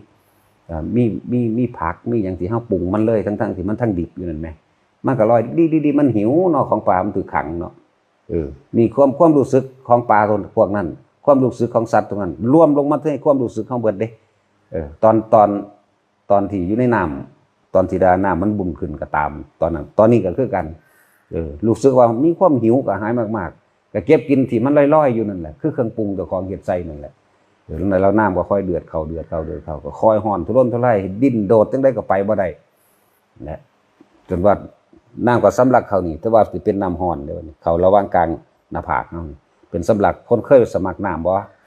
แค้นน้ำหรือสมัครน้ำนี่หน้าอกนี่ก็แค้นตัวนี้ก็เจ็บก็ปวดแล้วก็มันก็ระเบิดเป็นจังซั่น7ชีวิตประมาณ7ชีวิตนี่ล่ะนี่เราจะพูดถึงว่าสลบไปหรือตายหรือฟื้นก็ว่าไปต่อมานี่จาก7ชีวิตนั้นออกไปแล้วนี่ เขาก็เอาเฮาไปห้อยนี่ล่ะเกาะเวลาเขาก็เกาะเบ็ดคือกันเอาอันเบ็ดบักใหญ่นี่เกาะจากปากซอดก็ออกตาอยู่เด้เฮ็ดอยู่เท่านั้นก็เท่าใดชีวิตล่ะตายแล้วก็เป็นไหมแล้วสิมีปลาบักใหญ่เป็นตะย่านคือกันได้มากินเฮาฮู้จักบ่ล่ะเฮาก็เป็นเหยื่อเฮานี่แหละเป็นคือโตเฮานี่แหละสวบกินคืนลงไปตายใจขาดไหมแล้วสวบกินก็จื้อบ่ได้คือกันมันหลายเคยเกาะขากับเกาะขานี่เกาะขาเกาะคือเฮาเกาะขาเขียดเกาะปากเขียดก็คือเกาะซอดออกดังมันก็เกาะซอดออกตามันก็เกาะแผงหลังมันก็เกาะตีนมันก็เกาะนี่เฮ็ดแล้วจังว่าตอนตายฟังสลบไปฟื้นขึ้นมาหรือว่าตายหรือฟื้นก็ว่าไปแต่ว่าจังว่าหลายๆอย่างที่เฮาเฮ็ดไว้โดยจิตเจตนาที่เฮามันโหดเหี้ยมอยากว่ามีความสูญในหันในตัวเองตอนก่อนเฮาสิตายเฮาสิเฮ็ดตอนที่เฮาเฮ็ดอยู่นั่นน่ะเนี่ยจังว่าเว้าให้ฟังบ่ได้เว้าให้เชื่อเด้อไปก็ตามฟังว่ามันเป็นแบบนี้ตอนไปนรกก็ดีเนี่ยจังว่าบัดนี้หลังจากออกจากอันตัวนี้มาแล้วมันก็ฟึบมาอีกอันนึงนั่งจกกินใส่เดือนเหนียวๆเนี่ยเขาเอิ้นใส่เดือนน้อยๆนะแต่แท้ตัวเหนียวๆนานขาดดอกมันเป็นกระป๋องบักใหญ่คือเฮาเฮ็ดใส่เดือนใส่เหงื่อนี่แหละใส่เหงื่อแต่เป็นก้อนกันมันสิหมุนใส่กันเป็นก้อนก็นั่งย่อๆลงในความรู้สึกเฮาบ่ได้อยากกินเด้แต่ว่ากรรมมันเฮ็ดให้เฮายำกินเลยแหม ดึงมาย่ำกินเป็นก้อนย่ำกินแตกออกจากมันน้ำยางใส่เดือนนั่นแตกออกจากดังแตกออกตาแตกออกหูแตกออกปากสี่ห้ากะห้าก็ได้มันเป็นกรรมให้กลืนคือจักว่ากลืนแล้วก็ขึ้นกระดานหน้าผากอีกคือกับแตกระเบิดอยู่ทั้งสั้นทั้งหลายเถื่อเลยแหละ แล้วเขาก็เอาไปคือตากแดดเคยขังปลาบ่ทุกคนนั่นนะขังปลาที่เขาใส่สอมซับมาแล้วปลาที่เขาปลดออกจากปาก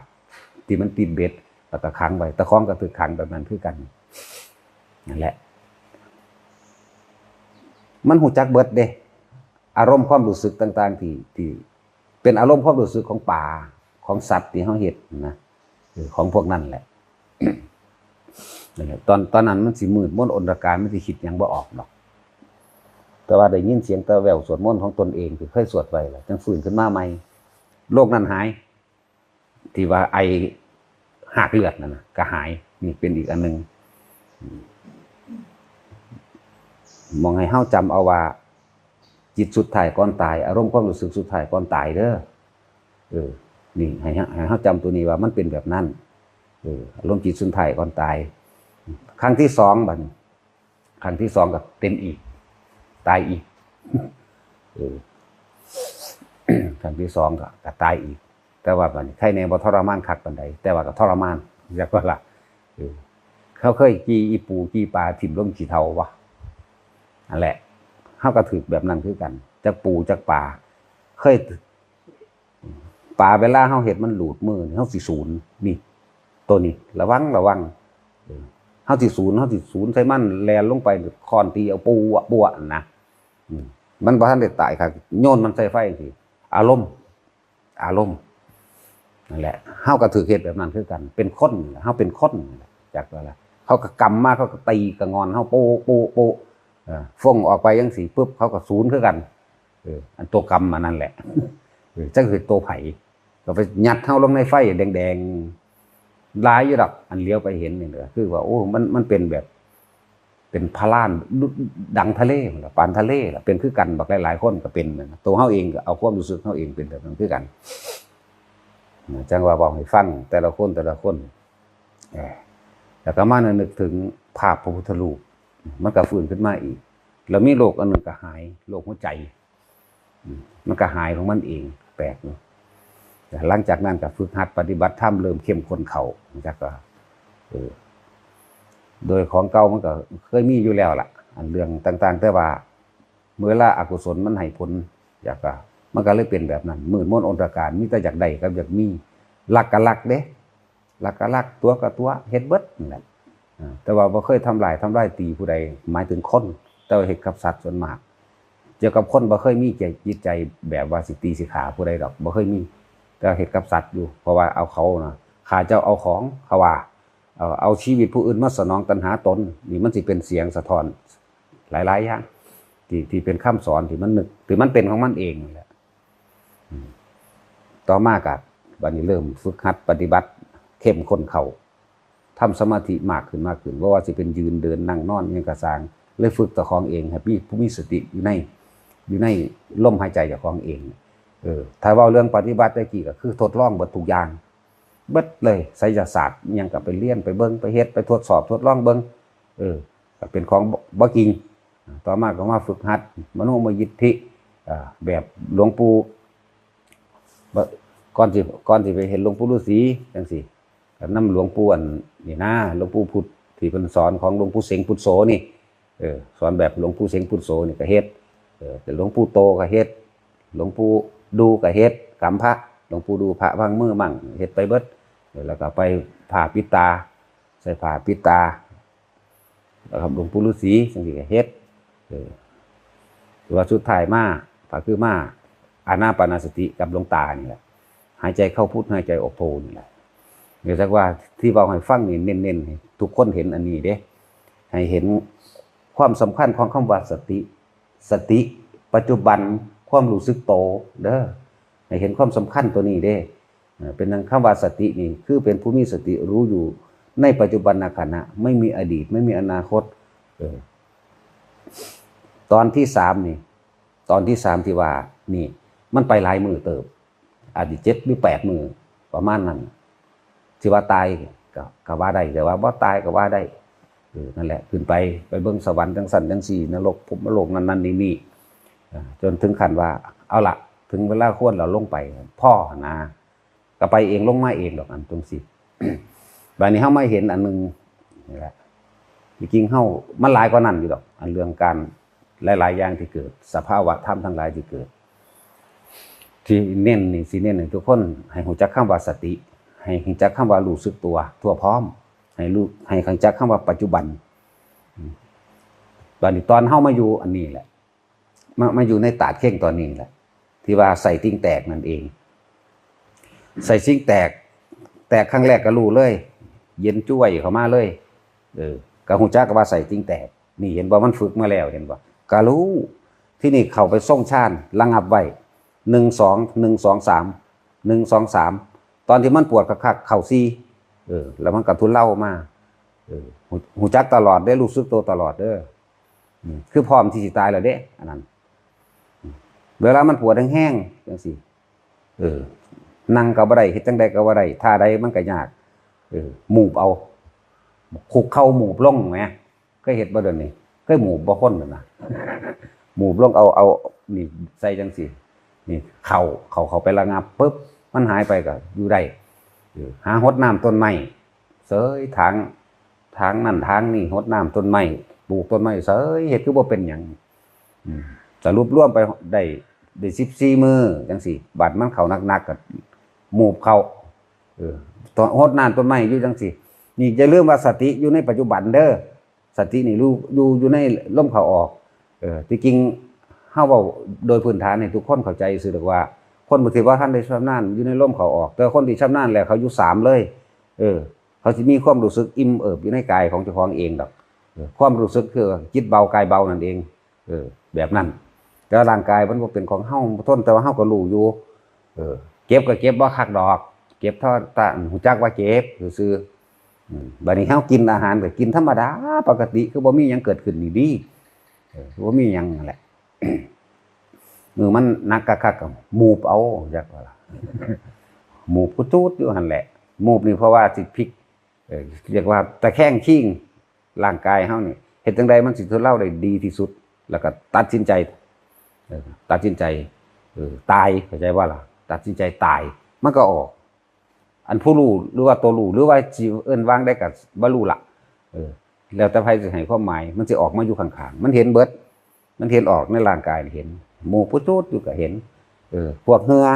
หรือว่ายางตายก็ว่าไปมันสิไหลเต็มมือนี่แหละเต็มมืออยู่ก็เห็นแต่ว่าเฮาบ่อยู่ในร่างแล้วเด้เข้าใจว่าล่ะนี่มันออกมาว่างๆของมันอยู่ต่างหากนี่มันมืออยู่จังซี่นั่นแหละมูตาสินตาคูนตาจุ้ยก็เอาน้ำร้อนไปลวกเอาเป็นสั่น อย่าลืมครับว่าสตินี่สิกำกับจิตหรือทำความรู้สึกตัวพร้อมอยู่ในปัจจุบันขณะตลอด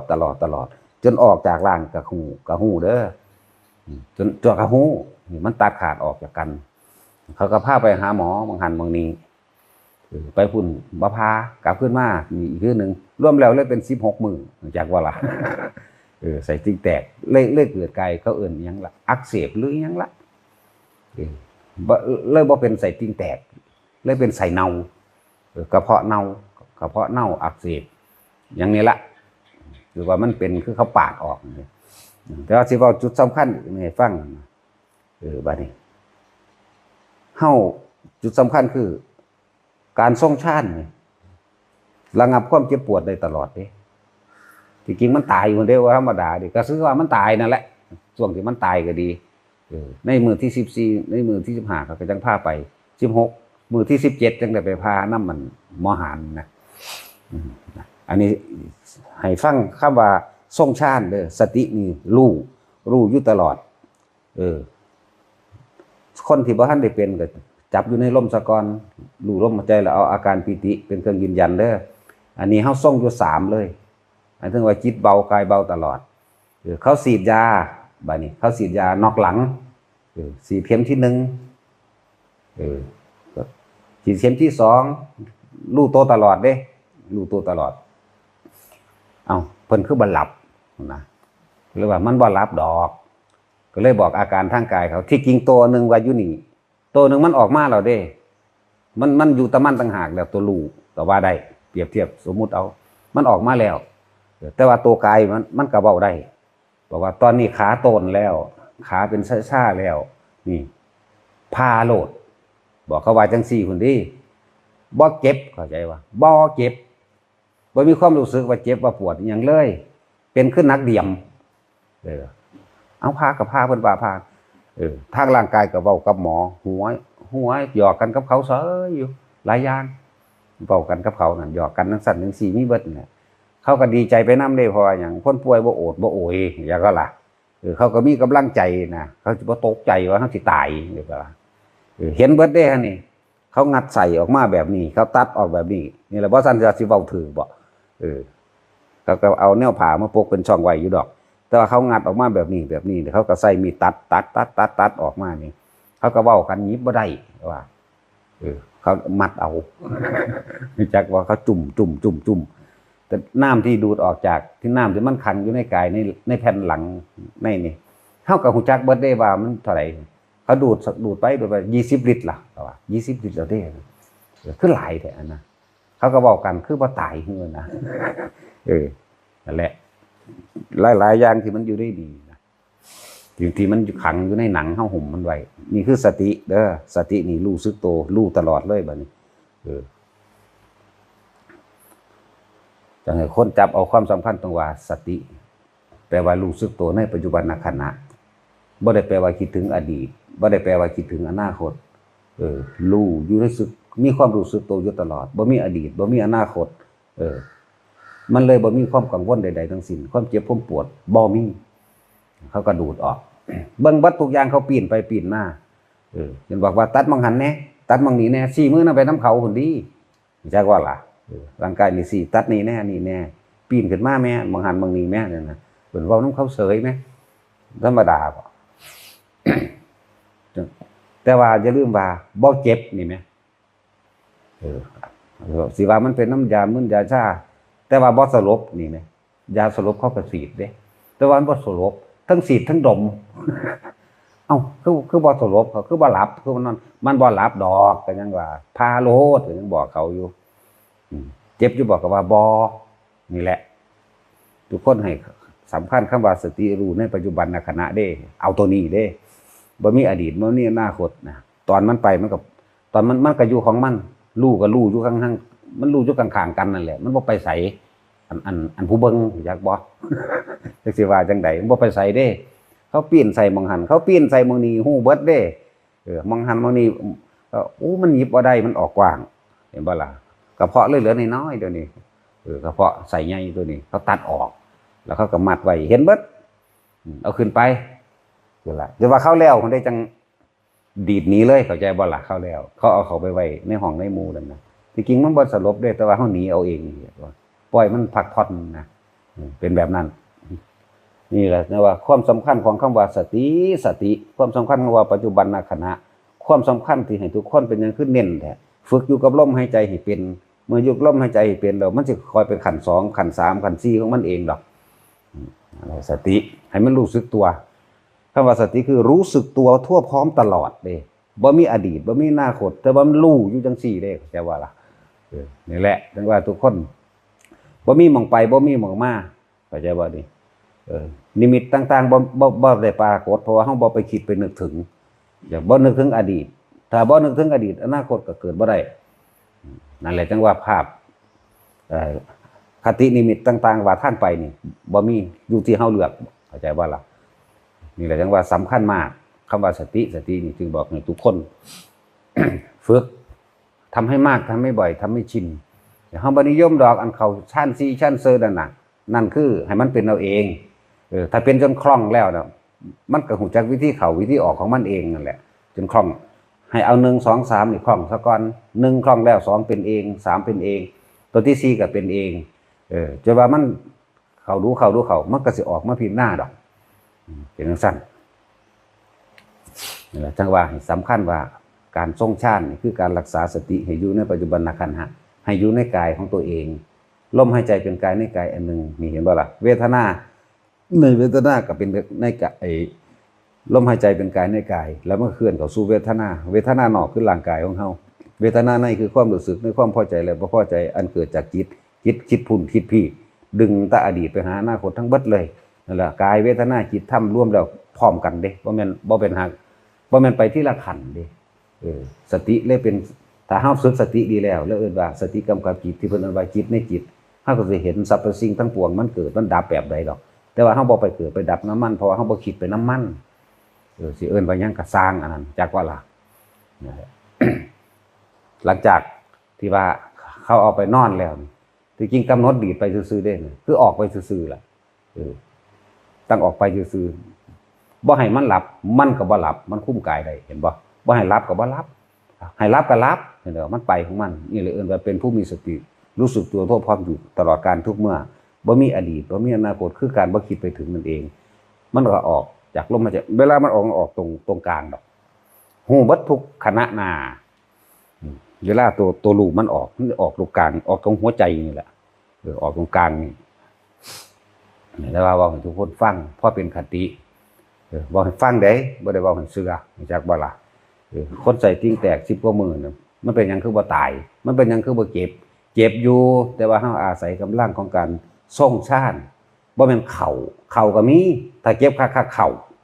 หาวิธีพลิกสักวันพลิกให้มันลงตัวจักน้อยนึงก็จับลมหายใจฟึดๆเข้าไปเขามันก็ไปของมันเองนั่นแหละหมายถึงว่าทำให้มากทำให้บ่อยทำให้ชินสติจึงสำคัญมากที่สุดจึงอยากให้ทุกคนพยายามฝึกอยู่กับลมหายใจของตัวเองลมหายใจของตัวเองนี่เพราะว่าคือบ่จะไปอยู่ข้างนอกคำว่าข้างนอกคือคิดถึงอดีตกับอนาคตเป็นสิ่งเดียวกันย่อมสร้างอารมณ์ในความพอใจและบ่พอใจอารมณ์พอใจหรืออารมณ์บ่พอใจสองอย่างนี้ล้วนแล้วแต่เป็นเหตุแห่งการไปเกิดทั้งเบิดถ้าอยู่ในความเป็นอุเบกขานี่มันสิเกิดบ่ได้จักบ่ล่ะแต่เฮาอาศัยอุเบกขาเวทนาเกิดก่อนแต่ว่าในคำว่าอุเบกขาเวทนาอันนี้แหละมันสิเจาะลากลึกลงเข้าไปสิเลื่อยเข้าไปในสิ่งที่บ่เห็นสิเลื่อยเข้าไปในสิ่งที่บ่มีก็เลยต้องอาศัยอุเบกขาเวทนาไปก่อนความรู้สึกมีอยู่3อย่างสุขเวทนาทุกขเวทนาและอุเบกขาเวทนาแม้นมันสิเป็นอุเบกขากระสังมันเป็นหยังคืออุเบกขาได้เพราะจิตไม่คิดไม่นึกมันบ่คิดบ่นึกถึงบุคคลสัตว์สิ่งของอดีตบ่มีอนาคตก็บ่มีท่านล่ะท่านบ่คิดแล้วตัวลงไปนึกมันสิเข้าไปเห็นความคิดได้เอิ้นว่าสังขารุปเปขาญาณบัดนี้มันเข้าไปเห็นตัวนี้ก็ต้องอาศัยตัวนี้ในความเพ่งอยู่เป็นกลางๆนี่มันสิเห็นความคิดของเฮากำลังสิคิดดึงปั๊บเข้ามาเอิ้นว่าสติกำกับจิตนี่ให้มาอยู่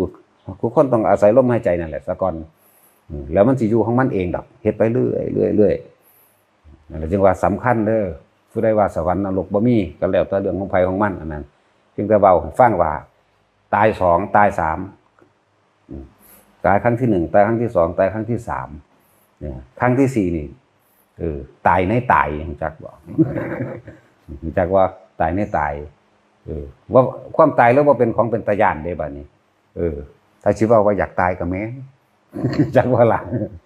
ขี้คร้านกินข้าวจักว่ามาเดี๋ยวก็มาร้อนเดี๋ยวก็มาหนาวนี่เป็นปกติ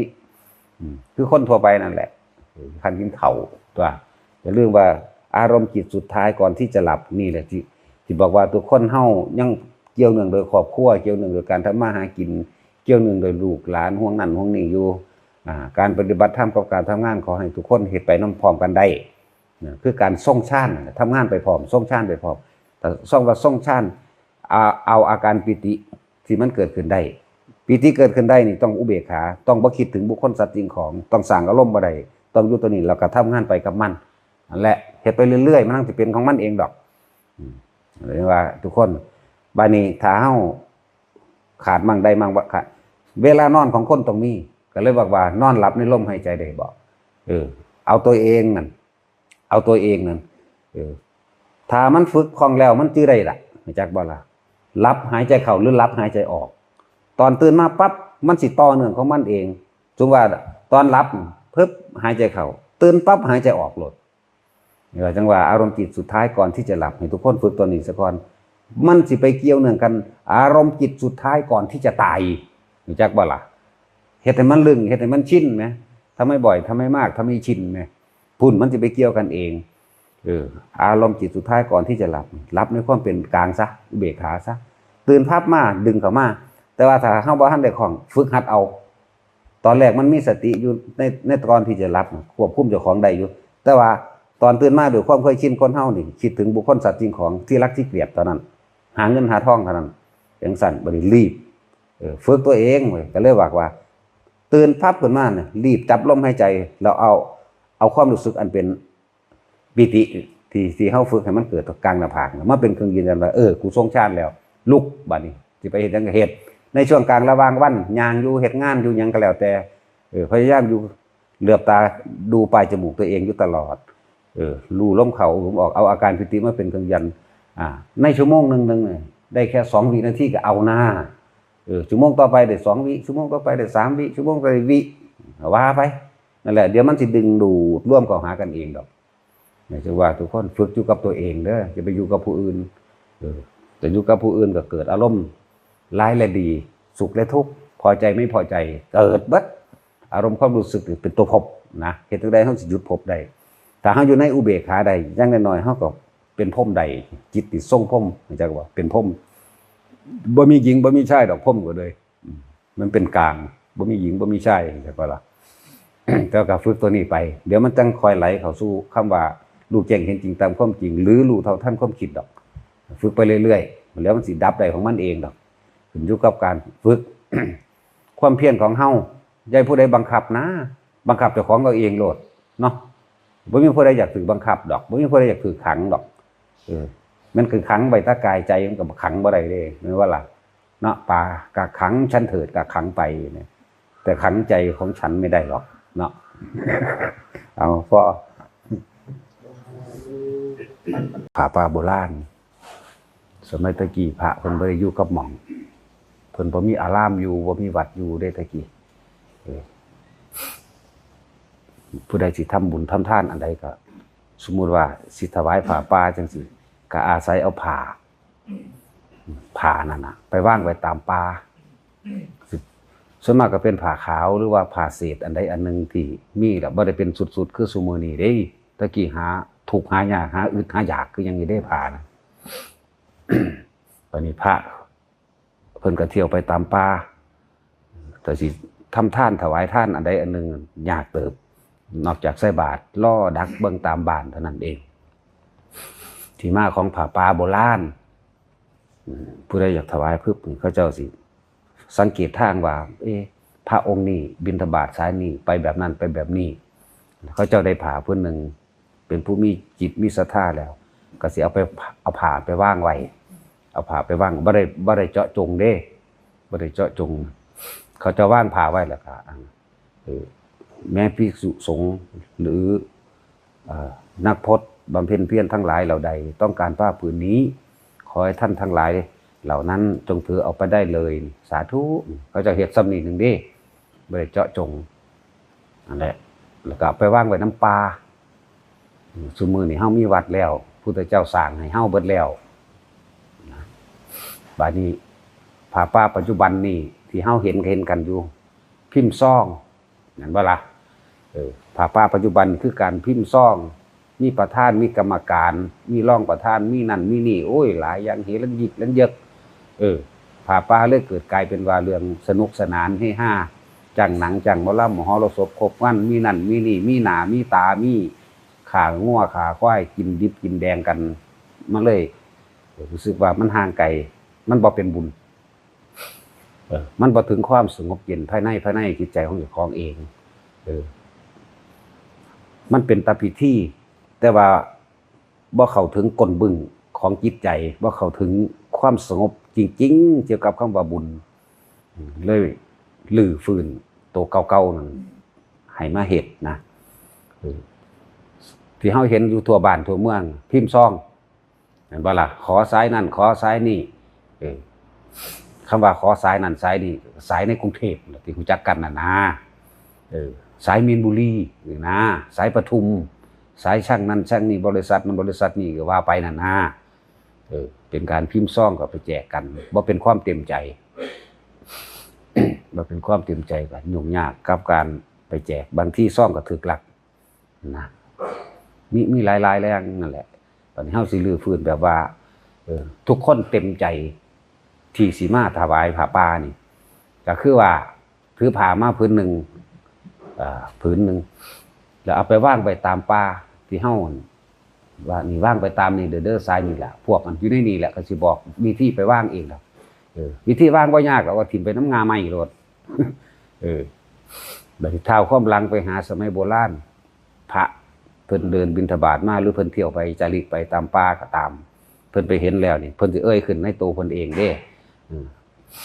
ผ้านี้มีใครเป็นเจ้าของหรือไม่นี่เพิ่นสิปากขึ้นเพิ่นสิเว้า3เทื่อเพิ่นสิเว้าออกเสียงอยู่ดอกผ้านี้มีใครเป็นเจ้าของหรือไม่ผ้านี้เป็นเจ้าของหรือไม่ก็ว่า3เทื่อถ้าไม่มีเพิ่นก็เลี้ยวซ้ายเลี้ยวขวาเบิ่งหันเบิ่งนี่แล้วถ้าไม่มีแล้วข้าพเจ้าจักถือเอานะถ้าไม่มีแล้วข้าพเจ้าจักถือเอาก็เลยเป็นผ้าป่าบางสุกุลบางสุกุลนั่นแหละที่มาของคำว่าผ้าป่าโบราณเป็นแบบนั้นแต่ว่านี่ก็เฮาก็เรียกว่ามันก็เป็นวัดแล้วเป็นสถานที่เป็นอารามเป็นที่อยู่อาศัยแล้ว เดี๋ยวอยากจัดเป็นตัวอย่างมั่งว่าเฮาเฮ็ดแบบโบราณนะก็สิปนสมัยใหม่จักหน่อยเพราะว่าเฮามีวัด ตะกี้เขาเจ้าว่าคันมีวัดพูดล่ะจนกว่ารับวัดไปแล้วจึงมีผ้าป่าอันของมันนั่งเขมากับนั่งวิสาขามันมีความเป็นมาอยู่เด้ทุกอย่างน่ะเขาก็เลยเอิ้นว่าผ้าป่าโบราณให้พระภิกษุเนี่ยเข้าไปบางสุกุลเอาบางสุกุลเอาในป่านั่นแหละที่ไปว่างไว้ทุกคนเต็มใจถ้าเชื่อว่าคำว่าประธานจริงๆแล้วบ่มีประธานเข้าใจว่าซุมื้อนี้เฮานี่เข้าใจว่าผู้นั้นเป็นประธานใหญ่ประธานรองประธานเป็นกรรมการอันนั้นอันนี้กรรมการฝ่ายประธานฝ่ายสงฆ์ประธานฝ่ายฆราวาสเด้ซุมื้อนี้ทุกคนเป็นประธานแห่งตนโลดสัมมาประธานตั้งตนเป็นขึ้นมาในตนเองโลดเรียกว่าตั้งตนเป็นประธานในของเองโลดคือเฮาเต็มใจที่สิมาเฮ็ดผู้ใดมาแล้วก็พุ่นล่ะจัดผ้าเลี้ยงไปตามทางพุ่นล่ะที่เขาเจ้าเฮ็ดทางขึ้นไปเอาแล้วนะผู้ใดมาก็เลี้ยงไปแล้วก็ยับออกนี้จากผ้าเจ้าของมันสิแนมเข้าใจว่าล่ะ มันเป็นความจริงเช่นนั้นเด้ มันสิแนมว่าตามธรรมดาแล้วเฮาศรัทธาก็ศรัทธาหลวงพ่อแม่นบ่เนาะที่มานำหลวงพ่อแต่ว่าถ้าผู้ใดไปเฉพาะเจาะจงมันบ่เป็นสังฆทานมันเป็นปาติปุกลิกทานอานิสงส์มันบ่กว้างก็เลยว่าบ่ให้ไปจำเพาะเจาะจงเฉพาะว่าให้หลวงพ่อสิใส่ของกูบ่นอหลวงพ่อสิเอาของกูบ่นอดีใจแค่นั้นมันยังแคบอยู่เข้าใจบ่ล่ะมันบ่ปล่อยมันบ่ว่างความหมายของเฮานี่มันเป็นปาติปุกลิกทานพุทธเจ้าเพิ่นก็แสดงแจกทานเอาไว้พอแห้งแล้วตั้งแต่เรื่องอันพระนางพระชาบดีโคตมีมา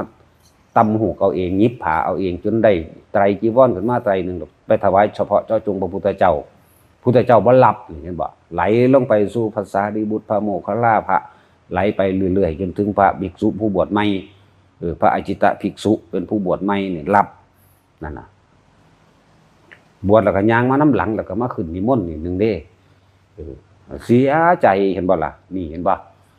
เสียใจว่าบ่ได้บุญว่าจังสั่นจังซี่สารพัดเพิ่นก็เลยแจกแจงอานิสงส์การให้ทานโดยบ่เจาะจงเพิ่นก็เว้าไปเรื่อยนั่นแหละให้ทานกับสัตว์เดรัจฉานอานิสงส์100ให้ทานกับปุถุชนมีอานิสงส์ 1,000 ให้ทานกับผู้มีศีลอานิสงส์ 10,000 ให้ทานกับผู้ทรงฌานมี100,000 โกฏกับให้ทานกับพระโสดาบันไล่ขึ้นไปประมาณบ่ได้ไล่ขึ้นไปฮอดพระโมคคัลลาพระสารีบุตรพระปัจเจกจนถึงพระพุทธเจ้าให้ท่านกับพระพุทธเจ้าเนี่ยแม้100 ครั้งก็สู้สังฆทานไม่เพียงครั้งเดียวไม่ได้เพราะท่านในไปจำเพาะเจาะจงเพราะสังฆทานทั้งหลายนี่หมู่สงฆ์ทั้งหลายจะนำธรรมพระคำสอนแห่งพระศาสดานี่ออกไปเผยแพร่จังสั้นนั่นแหละจังว่า ให้พวกเฮานั้นอย่าเจาะจงเด้อให้มันเป็นสังฆทานให้มันเป็นแบบกว้างๆบ่แม่นว่าเจาะจงที่จริงคนมากก็มากเพราะว่าธรรมะที่หลวงพ่อแสดงออกไปเข้าใจบ่ล่ะบัดนี้จะมาเจาะจงโดยบุคคลเด้ถ้าจะศรัทธาให้ศรัทธาคำสอนให้ศรัทธาแนวทางที่ตัวเองสามารถปฏิบัติได้ทำได้โอ้กูเฮ็ดได้แบบเพิ่นว่าแต่ว่าบ่แม่นให้ศรัทธาเพิ่นเข้าใจบ่นี่แยกเป็นบ่เดี๋ยวนี้บ่แม่นให้ศรัทธาโตบุคคลให้ศรัทธาแนวทางนั่นคือหนทางแห่งการพ้นทุกข์ของเจ้าของเอง นั่นแหละที่หลายๆคนมาอยากให้หลวงพ่อจับรถหลวงพ่อจับหลวงพ่อก็บ่ไปใส่ผู้เดียวดอกเขาบ่ใส่ซ้ำพุ่นเข้าสู่ข้างของสงฆ์เบิดนั่นแหละเข้าสู่อันกองของสงฆ์เบิดผู้ใดสิเอาอันใดไปใส่เพิ่นก็มาอธิษฐานเอาของเพิ่นดอกเพิ่นก็มาเลือกมาเฮ็ดของเพิ่นเองดอกนั่นแหละ บัดนี้อยากให้มันออกจากใจของผู้ให้ทานเข้าใจบ่นี่มันบ่คือผู้ออกจากใจของผู้ให้ทานนี่หลวงพ่อเฮ็ดเป็นสังฆทานอยู่แล้วแต่ผู้นั้นบ่ฮู้จักยังยึดติดอยู่นะอยากให้ปล่อยบ่อยากให้เป็นแบบนั้นอยากให้ปล่อยเป็นสังฆทานร่วมหมู่คนผู้เดียวบ่สามารถอีหยังทำโดยสงเคราะห์โลกทั้งเบิดมันก็บ่สำเร็จดอกก็ต้องอาศัยหมู่พวกคือเฮาคือพระพุทธเจ้าก็อาศัยหมู่สงฆ์ทั้งหลายสืบแนวทางธรรมะคำสอนของเพิ่นแพร่กระจายออกมานั่นแหละ ถึงว่าสังฆทานจึงมีอานิสงส์มากอย่าเป็นปาฏิปุคลิกทานมันอานิสงส์น้อยเข้าใจว่าล่ะอานิสงส์น้อยคำว่าอานิสงส์มากอานิสงส์น้อยเฮาสิเฉพาะเจาะจงเฉพาะผู้นั้นบางที่เพิ่นเว้าผิดใจเครียดเข้าใจบ่ล่ะถ้าเพิ่นเอาถึกใจเว้าถึกใจดีใจนี่มันเป็นความยึดติดในอารมณ์บ่ปล่อยบ่ว่างเด้เนี่ยนี่ต่างหากล่ะที่จะให้ทุกคนปล่อยว่างออกยังก็แล้วแต่ให้ปล่อยว่างออกให้เบิดจึงบอกว่าถ้าจะศรัทธาบุคคลให้ศรัทธาแนวคำสอนแนวทางที่เฮาสามารถนำไปฝึกหัดปฏิบัติตัวเองได้ให้ตัวเองพ้นได้รู้แจ้งเห็นจริงโดยตัวเองได้นะแล้วก็บ่แม่นเอาคำจดจำไปทกไปเถียงกันแล้วไปยืนยันตัดสินกับไผใดๆทั้งสิ้นนะพระพุทธเจ้าเพิ่นอาศัยหมู่สงฆ์ได้ศาสนาจังสืบทอดมาได้ถึงป่านนี้ว่าพระองค์เองอายุเท่าใดตรัสรู้มาแล้ว45ปีนึงได้ตายแล้วจังซั่นแล้วบัดแต่ว่าคำสอนโดยพระธรรมเพิ่นมาเท่าใด 2,000 กว่าแล้วจังซี่แล้วก็อาศัยสงฆ์นี่เด้นั่นแหละพุทธธรรมสงฆ์ก็คือสิ่งเดียวกันนั่นแหละ บ่แยกกันดอกบ่แยกกันพุทธเจ้าคือความรู้ที่มันมีอยู่แล้วแต่ว่าผู้นำภาษาศาสดาเขาไปค้นพบเมื่อค้นพบแล้วก็แสดงแนวทางแห่งการพ้นทุกข์เอิ้นพุทธธรรมแต่ว่าผู้ที่ทรงสืบธรรมคำสอนอะไรคือสงฆ์แล้วเอิ้นพุทธธรรมสงฆ์คืออันเดียวกันมันบ่แยกกันดอกจังซั่นคนต่างหากที่มันแยกนี่แหละมันเป็นปาฏิปุคลิกทานหรือว่ามันจำเพาะเจาะจงอาจารย์กูสำนักกูอาจารย์เมืองผิดอาจารย์กูถือตัวนี้แหละมันว่างบ่เป็นนี่แหละคำว่าสัตว์แปลว่าผู้ยึดติดที่มันมาถกเถียงเรื่องหลักการกันอยู่นี่คำสอนไผก็แล้วแต่ถ้ามันสามารถทำให้เฮาพ้นทุกข์ได้และเป็นประโยชน์ต่อโลกได้คำสอนทั้งหลายแล้วนั้นล้วนเหมือนกันหมดเป็นธรรมชาติเขาด้วยกันหมดมาบ่ให้ทุกคนมายึดติดให้ทุกคนวางจิตเป็นกลางเพราะอย่างเพื่อจะปล่อยวางจากสิ่งทั้งปวงธรรมะทั้งหลายคือสิ่งทั้งปวงความจริงของทุกชีวิตสรรพสัตว์ในสิ่งทั้งปวงที่พวกเฮาประสบพบเจอที่พวกเฮาได้ใส่ประสบการณ์โ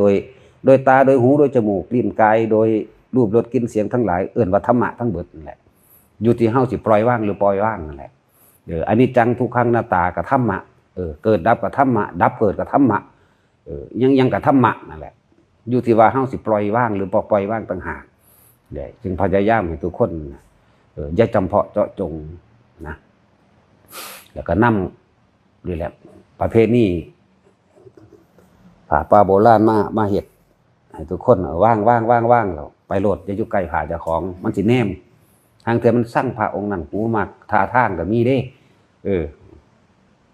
ใช้พระขี้ไล่กูอยากให้พระรอๆคือหลวงพ่อไปเอาใครแน่เนาะ แม่นบ่ล่ะแต่หลวงพ่อไปเอาดีใจเด้มันเอาไปเว้าอ้างกันเนาะ ก็อย่างนั้นแล้วแต่คือหลวงตาสีไปนี่บ่จักเอาคนใดทั้งเฒ่าทั้งขี้ไล่เนาะ ก็เป็นก็สั้นแล้วให้มันเป็นหนีไกลๆโลดตะของว่างผ่าไว้นะท่านทั้งหลายเราใดนี่โลดหรือว่าหมู่ภิกษุสงฆ์ทั้งหลายแล้วนำผ้าผืนนี้ไปใช้ขอท่านทั้งหลายเหล่านั้นจงนำไปใช้ได้เลยสาธุแล้วขอผลทานบุญกุศลกรรมดีที่ข้าพเจ้ากระทำมาทั้งหมดนี้จงถึงแด่คำว่าอุทิศบุญอุทิศไผกับอุทิศไปก็ที่จำเพาะเจ้าจงก็ได้ตัวขอผลทานบุญกุศลกรรมดีนี่ที่ข้าพเจ้ากระทำมาแล้วตั้งแต่อดีตจนถึงปัจจุบันณขณะนี้เนี่ยจงถึงแด่มารดาบิดาของข้าพเจ้าทั้งหมดญาติของข้าพเจ้าทั้งหมดเจ้ากรรมนายเวรทั้งหมดตลอดทั้งสรรพสัตว์ทั้งหลายทุกไม่มีที่สุดไม่มีประมาณทุกมูลบรรดามีขอท่านทั้งหลายจงได้รับ ผลบุญนี้แล้วจงมีความสุขเถิดสาธุพ่อเข้าใจบ่ล่ะเห็นจุดซ้ำนี่นั่นแหละคำอุทิศก็เลยให้มันออกมาจากความจริงของเฮาเองนี่แหมบ่แม่นว่าไปน้ำกันเด้บ่ต้องไปอธิษฐานเป็นในศาสตร์หน้าเด้อไปก็ดี มันบ่ถึงจักว่าล่ะที่ว่าขอให้พบเมืองแก้วขอแค่บ่วงมารนะขอให้พบพระนิพพานในศาสนาพระศรีอานอนาคตการโน่นเทินมันบ่ถึงไปเป็นให้ในยุคพระศรีอานจะเอาหยังไปเป็นให้ไปเป็นขี้เกียจไปเป็นนึ่งมุ่งไปเป็นหมาไปเป็นงัวไปเป็นควายนี่แหมมันสิบรรลุอยู่บ่เนาะฉะนั้นตรงถ้ำปัจจุบันนี่ดีที่สุดปัจจุบันคือฮู้ดังปัจจุบันคือลมเข้าลมออกปัจจุบันคือยังความสลดใจสังเวชว่าแม้นไปเกิดในศาสตร์หน้าไปรวยขนาดใดกระสังก็ป่วยตายมันคือเก่านั่นแหละแหมอดีตชาติที่แล้วที่ปันเป็นมาแม้ปัจจุบันชาตินี้ก็มีที่สุดคือความตายแม้อนาคตที่ไปเกิดอีกสิเป็นเศรษฐีมหาเศรษฐีก็ไปเก็บไข่ได้ป่วยก็ไปตายคือเก่าอยู่นะก็สิไปหวังอีหยังอีกเลยว่าทุกคนอยู่ในปัจจุบันบ่ต้องไปเป็นดอกอรหันต์ในอนาคตการโน่นเทินสร้างไปเป็นหยังนี่สร้างเพื่อหยังทำบุญนี่ทำเพื่อหยังทานเพื่อหยังท่านนี่เพื่อสละความเห็นแก่ตัวท่านนี่เพื่อสิถอดถอนอัตตาตัวตนของเจ้าของเองได้นี่ท่านสิให้ไม่เห็นบุมึงสิเสียดายบ่ของกูนี่ขนาดนั้นเด้มันสลับซับซ้อนเลยท่านแล้วกูอยากให้ผู้กูเคารพนับถือเอาของกูไปใช้คุณนี่มันธรรมดาดิก็อัตตาตัวตนอีกคือเก่าเด้นั่นแหละยึดติดนั่นแหละผู้ยึดติดเพิ่นก็เอิ้นว่าสัตว์พวกเฮาทั้งเบิดสัตว์คือกันนั่นแหละเอิ้นว่ายึดติดเพิ่นให้ทานแบบไม่หวังผลในทานไม่มีจิตผูกพันในทานนี่ไม่ให้ยึดติดนั่นเองให้ท่านขาดออกจากความเป็นเจ้าของขาดออกความเป็นตัวตนปาฏิปุกุลิกท่านก็เป็นเจ้าของเห็นบ่หวังผลในท่านแลกนั้นแลกนี่ยิ่งทุกข์ก็เก่าอีกรู้จักว่าล่ะท่านเพิ่มทุกข์หวังผลในท่านอยากเป็นนั่นอยากเป็นนี่อยากได้นั่นอยากได้นี่จิตผูกพันในท่านได้โดยอาจารย์ใส่กูบ่น้องานไปหันเด้บัดนี้แต่ก็เอาท่านไปแลกนั่นแลกนี่นั่นเองนี่แหละว่าท่านให้มันขาดออกไปซะบ่ต้องหยังจักอย่างล่ะเพราะว่าเฮาไปรู้จักบ่คำว่าเฮานั่นไปเกิดก่อนตายนี่บ่ได้เข้าใจเด้ความคิดอันใดก็ตามที่เขาไปยึดติดกับบุคคลสัตว์สิ่งของความคิดอันนั้นก็เกิดสร้างอารมณ์แล้วนั่นล่ะภพได้เกิดขึ้นแล้วเกินว่าเกิดก่อนตายเกิดหยังเกิดภพเมื่อเกิดภพแล้วจิตมีที่ตั้งหมายถึงความคิดของเฮาสัญญาของเฮาความจำของเฮานี่แหละจิตก็เลยไปนึกถึงบุคคลนั้นบุคคลนี้ล่ะนั่นไปตั้งหาล่ะความคิดก็คิดไปได้เดี๋ยวปรุงแต่งอยากให้เปลี่ยนไปเมื่อเปลี่ยนแปลงอยากให้เปลี่ยนไปแล้วเกิดอารมณ์ความรู้สึกที่พอใจและไม่พอใจสองอย่างนั่นแหละเอิ้นว่าภพนั่นแหละเอิ้นว่าเกิดก่อนตายภพเกิดหามันใจขาดตอนนั้นปั๊บมันก็ไปตามที่เฮาติดนั่นเองตามที่เฮาคิดถึงว่าง่ายตามที่เฮาคิดถึงวิญญาณคือความรู้สึกที่รับรู้พอใจบ่พอใจดีนั่นแหละมันไปจังสั้นเด้ตายปั๊บก็ไปตามนั้นโลดนี่แหละคนเฮาสิเป็นไปตามความคิดเห็นบ่ล่ะพยายามหยุดความคิดให้มันได้โดยอาศัยลมหายใจนี่แหละจากว่าล่ะครับว่าจะไปเกิดก่อนตายให้มันตายก่อนสิไปเกิดเข้าใจบ่ตายอยู่ไสตายอยู่ในปัจจุบันตายอยู่ในหูดังเฮานี่แหมรู้ลมเข้ารู้ลมออกนี่มันเป็นปัจจุบันแล้วจิตคือความคิดนี่บ่ไปคิดถึงสิ่งใดสิ่งหนึ่งเลยมโนทั้งหลายบ่ได้ปรุงแต่งภาพจินตนาการวิญญาณเกิดบ่ได้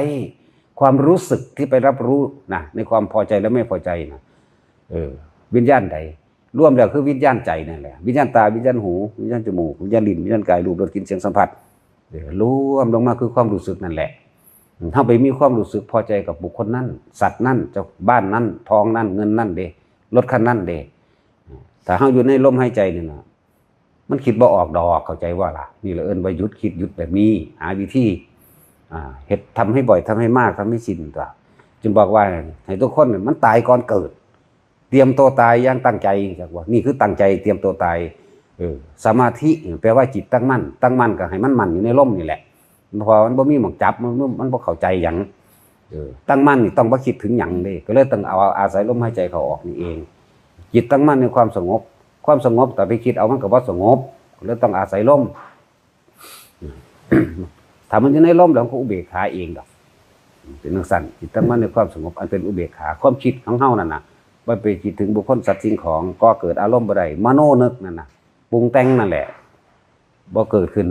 มันก็หยุดอยู่แค่นั้นตายในขณะที่อยู่ในลมหายใจมันกับตายก่อนเกิดเป็นตัวของจักหรอมันจะไปเกิดใสกับมันตายเลยจักว่าตายจากตัณหาตายจากอุปทานนี่นั่นนะนั่นแหละ ทุกคนฝึกบ่มีผู้ใดเฮ็ดให้ไผได้เด้อเจ้าของเฮ็ดเองแล้วก็บ่มีผู้ใดมาบังคับผู้ใดได้อีกต่างหากตัวเองต้องบังคับตัวเองทำให้กันไม่ได้ไม่มีใครบังคับให้กันได้อีกบ่มีผู้ใดขังจิตใจของไผได้อีกตัวเองนั่นแหละต้องขังตัวเองตัวเองนั่นแหละต้องฝึกตนเองแล้วก็บ่มีผู้ใดอยากถูกบังคับอีกต้องเฮ็ดไปโดยตัวเองนั่นแหละถ้าฝึกไปแล้ว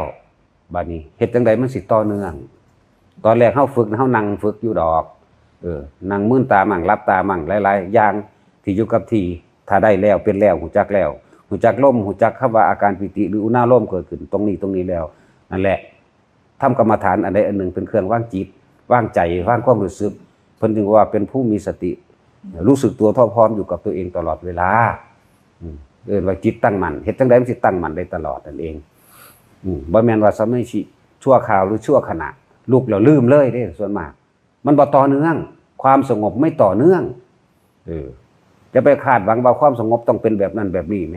ในขณะใดคู่ใดที่เฮาอยู่ในลมหายใจกับอาการปิติเกิดในระหว่างกลางหน้าผากนั่นแหละคือความสงบเกิดขึ้นแล้วในขณะนั้นแล้วคณิกะสมาธิแล้วนะบัดนี้